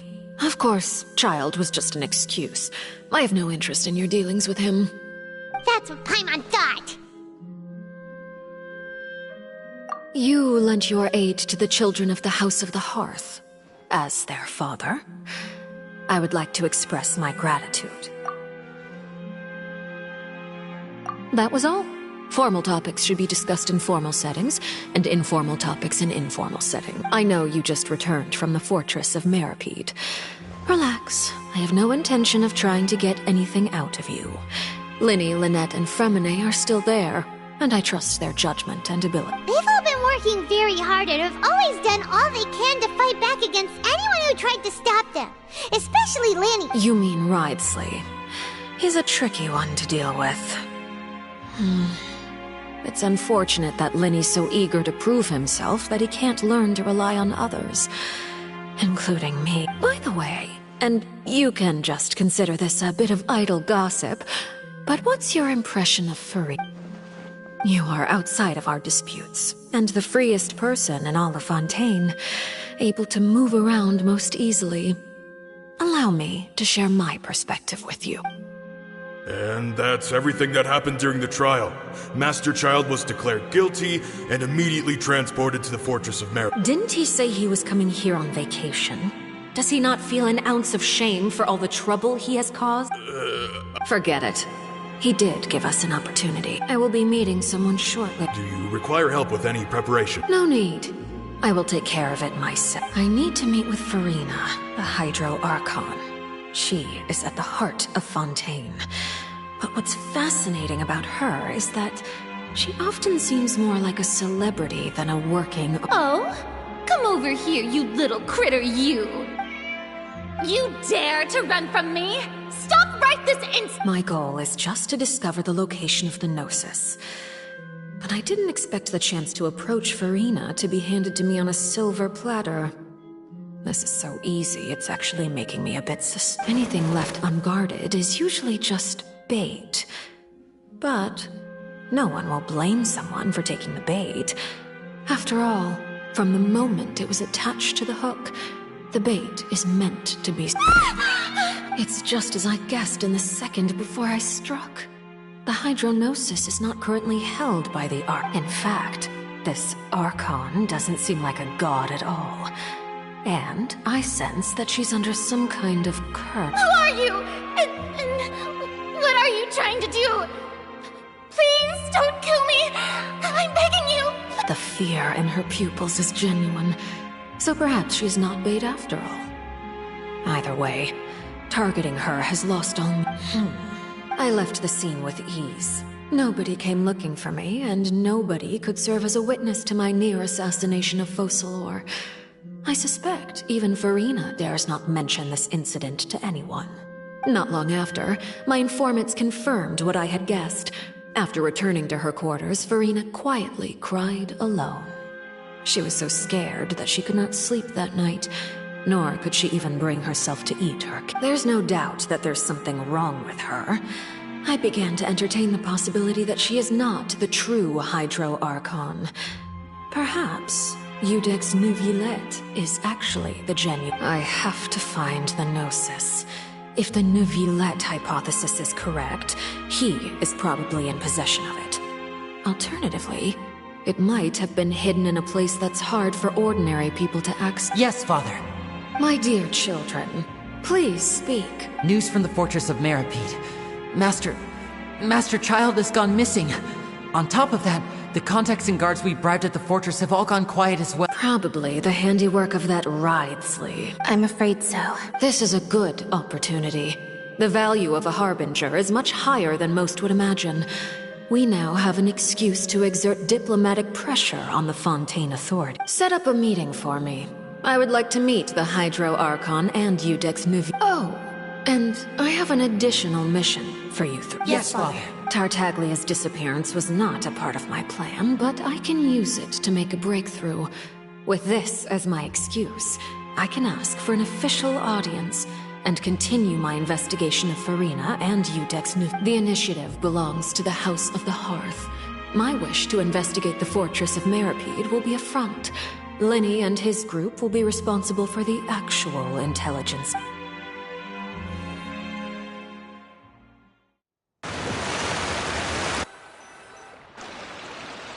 You should know the rest. Lenny's group is quite close to you, so they wouldn't have hidden anything from you. You attacked the Hydro Archon? It wouldn't mean anything, even if you shouted it from the rooftops. After all, even Farina herself is still pretending that nothing of that sort ever happened. Alright then. I've now had 2 chances to enjoy tea with Farina. I have to say, the leadership of Fontaine is even more inscrutable than I had imagined. I once surmised that Iudex Neuvillette must be the Hydro Archon, but now, that doesn't seem right to me either. I am a servant of Her Majesty the Tsaritsa. Over my years of service, I've learned how a real Archon conducts and carries themselves. Whether Iudex Neuvillette or Farina, neither fits the bill. It's hard to imagine either of them as the Archon. Of course, that is all just how I feel. Gut feelings often do not require justification. It is, however, quite amusing to me that after all my years working in intelligence gathering, I've come to realize I am at a complete loss regarding the identity of the god of the land of my birth. Don't you think Fontaine is quite intriguing? A catastrophe looms, yet many secrets have yet to rise to the surface. It looks like Fontainians will have no choice but to save them. Ultimately, though, one must survive in order to do anything else. Should the need arise, I would be happy to cooperate with you. You don't need to commit to anything right now, of course. I have a feeling that the situation will continue to evolve, and as your name is often connected with noble deeds, I'm sure we will work together someday. He certainly returned quickly. You must want to catch up with each other, so I'll leave you to him.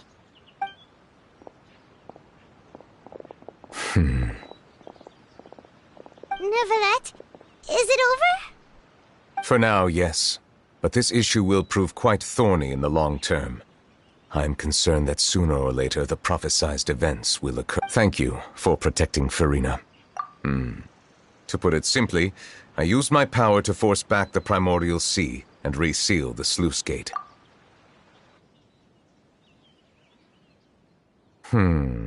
So as expected, the Knave has turned up the pressure on Farina. Permission granted. Whoa. It can't be that you're the real Hydro Archon, right? But that's just a speculation on our part. You can't tell us? Then that's okay. We can talk about something else. We won't try to force you.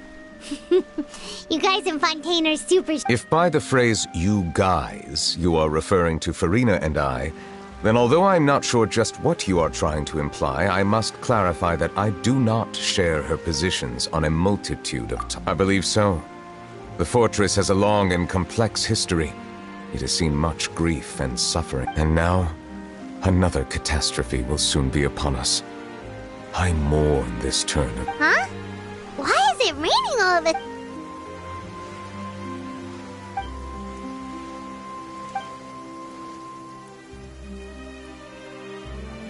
You may be closer to the truth than you think. Oh?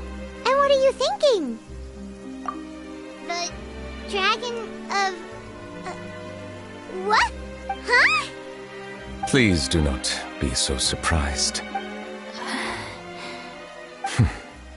Furina? Neuvillette, are you listening? Ah, my apologies. We were just guessing randomly. We didn't guess right, did we? You're not actually the dragon sovereign of water, right? Well, if you don't want to confirm or deny... You guessed correctly. I sincerely hope you'll be able to keep this a secret for me. Right, of course. We'll definitely help you keep it a secret. There's still something Paimon wants to ask you, though. Please, go ahead. Well, if you are the dragon sovereign of water, and you were able to force back the primordial sea from the fortress, then since Fontaine's prophecy is all about seawater, couldn't you just use your power to solve the crisis? None of the currently living dragon sovereigns in the world, myself included, possess our full dragonhood. They say that when the first usurper arrived on Teyvat, they seized a part of the dragon's power. Today, that stolen power is the basis of the Archon's authority. There are 7 elemental Archons and 7 matching dragon sovereigns. The dragon sovereign of water who lived through that era perished a long time ago. As their successor, I know far less of that part of our ancient history. In any case, I believe I will not be able to do much unless the Archon disappears and returns their elemental authority to... Given the status quo, however, I would recommend finding another way to deal with the Prophet. Oh, so even you can't solve... I still have some urgent matters to attend to at my office.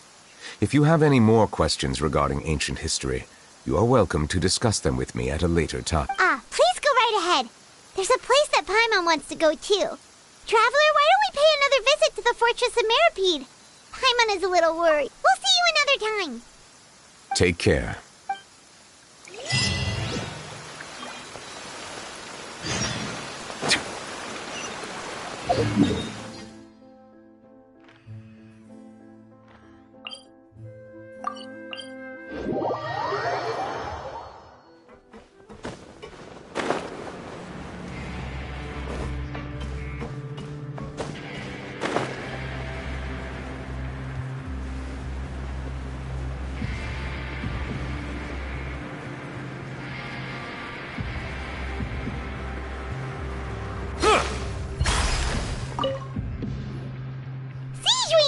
Traveler, Paimon, you're back! Are you still doing alright? Did either of you get hurt?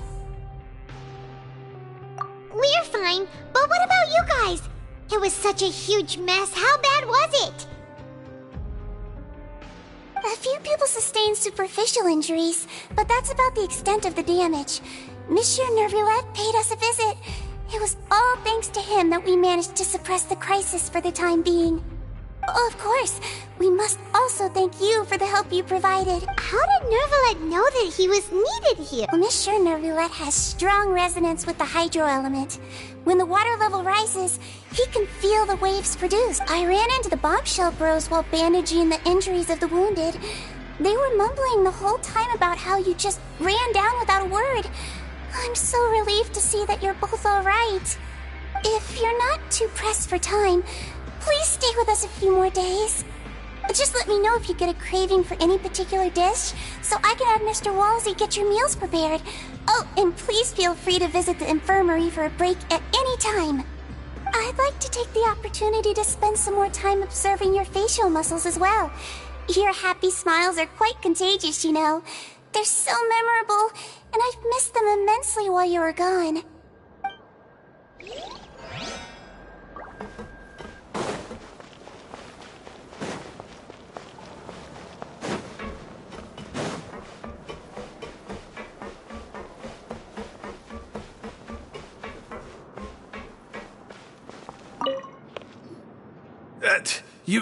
You guys are back? Crystal! Lavaroon! You guys didn't get caught and thrown back down here, right? Huh? No, not at all. And here I thought you'd managed to escape from jail during all the commotion. I'd held you up as legendary jailbreakers, but now you're telling me you just never left? We're sorry, but we just had some business to take care of. All right. There's no need to get caught up in the details. We're just relieved to see you. He was super worried about you, you know. Hey, it wasn't just me. Weren't you super worried as well? Something like that, yeah. I was also transferred to work in the kitchen a few days ago. I can still hear Quisto mumbling to the carrots. Are those two all right? Do you think they made it out alive? Whenever he'd say that, I'd tell him I'm sure they're fine. Wherever they are, they're kicking back with drinks in hand, enjoying the lovely scenery. Hey, there's nothing wrong with worrying about your prison pals. Is there? I mean, considering how they always love listening to all my gossip. These two. They sure are a lot warmer and friendlier than when Paimon first met them. Oh, well, if you say so. I'll be watching you to make sure you finish every last bite.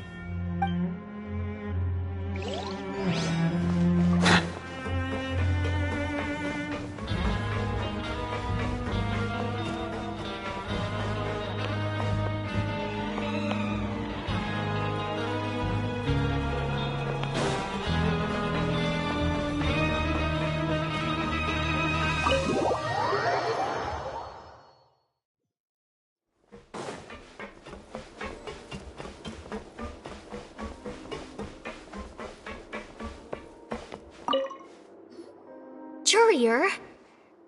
Miss Sigewinne told me you still haven't eaten. Yeah, I was working on something, so I forgot. That's no excuse for... Huh? It's you two. Junior! Lurvine! We're back! Hello there. It's been quite the mess here recently. How have you been?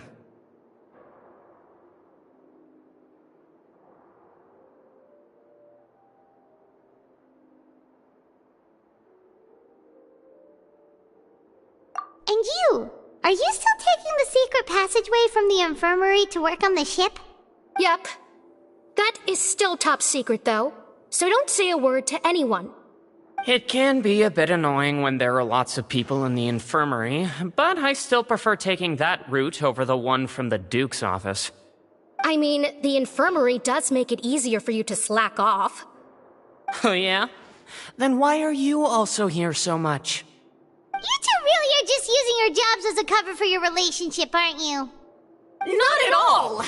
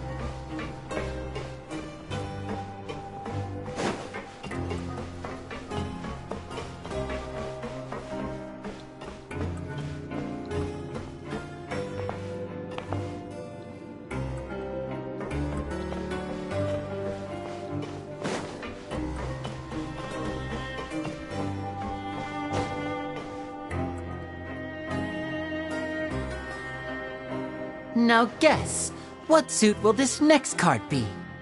A bare-teeth cat? Well, look who it is. Traveler, Paimon. Hello, everyone. Looks like you're recovering nicely from it, eh? Mm-hmm. Thanks to everyone's support. Oh, right. I managed to work up the courage to thank Miss Clorinde in person. Whoa, how did she react? She told me that it was nothing. It was as if saving a life wasn't a big deal to her at all. She also told me not to worry about it. She didn't want to stress you out, that's all. She's right, and it's best not to dwell on it. Yeah. Okay, but check this out. We went back to the opera house and we met the knave. You met Father? Did she say anything to you? She said a few things that were, a bit hard to understand. And also that she's looking forward to working with us in the future. Her attitude towards you is even better than what we'd imagined. That's fantastic. You should believe her. She has her own way of doing things, and she'll do everything in her power to help those she considers close, which now might also include you. Father is very capable, and also trustworthy. Oh, Paimon just remembered that she thought Lyney was a bit too proud as well. She said that you should learn how to rely on others sometimes. Got it. Huh. That does sound like something that Father would say. Hey! Are you going to stay here for the next few days? Looks like it, yeah. Excellent. I will host a tea party. For real? Then Paimon wants another serving of cake. Another implies that you were already served some delicious cake while you were up there. How lovely. Well, next time, you're going to have tea and snacks with us.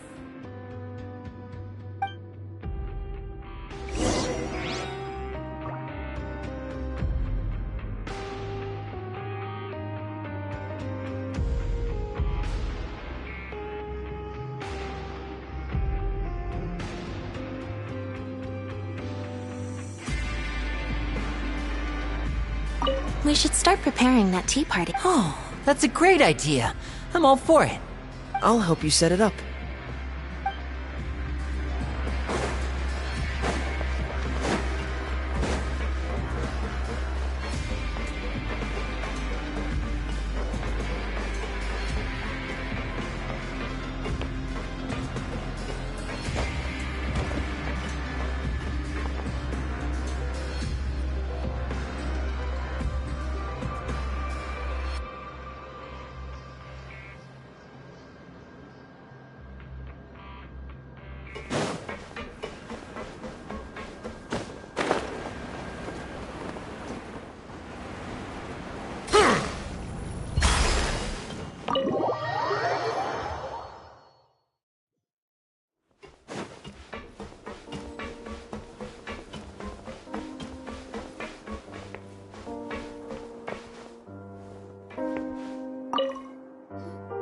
Do my eyes deceive me, or did I just see two inmates come back after making it to the surface?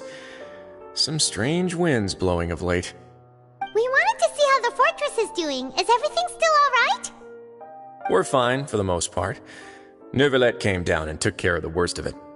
If that's the case, why don't you just ask him to stay here? Oh, yeah, what a brilliant plan.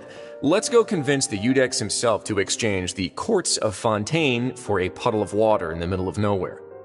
He came here in a hurry and left without even stopping for a cup of tea. He did remember to take Miss Sigewinne's gift with him, though. He sure sounds super busy.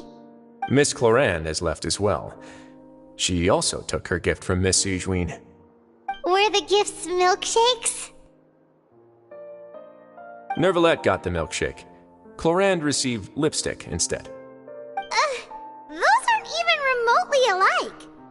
Well, it's Neuvillette's own fault for making Sigewinne worried about his health by working so much. But besides that, our head nurse is still pretty fond of picking out beauty products for the late. Oh, and I have some gifts here for you as well. Are these from Sigewinne too? Nope, they're from yours truly. You've already wrapped up your work at the fortress, so you can return to the surface at any time. You haven't yet served your full prison term, however, so you may continue to use your cell until your term is up. For real? Then we could stay here for a really long time? You may access the cafeteria for free. Hooray! Just remember to come complete your paperwork once it's time for your release.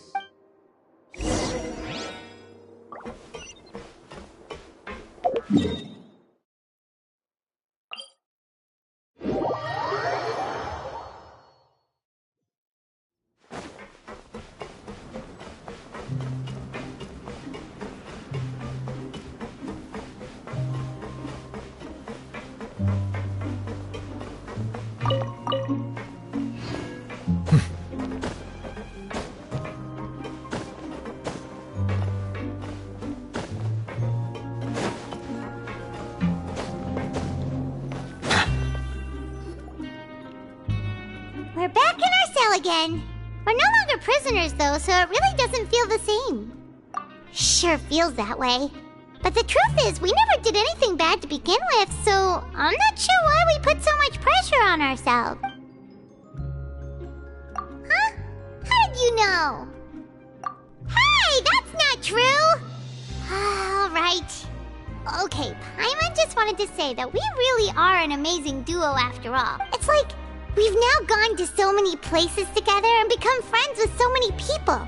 We've never stopped traveling or stopped meeting new friends. There are so many bad things in the world, and we're just two people, but we've still been solving problems no matter where we go. Isn't that pretty cool? You're counting Paimon today? Aren't you the only adventurer here? Then let's ask Catherine to give Paimon an adventurer handbook as well. Paimon will also be an adventurer from today forward. Just our thoughts making Paimon giddy. Paimon's gonna crash, so you sleep soon too. The last time we fell asleep here, we woke up to a whole mess outside ourselves. The primordial seawater nearly rose up. That was so scary. We should be safe now, right? Alright then, good night to you, traveler.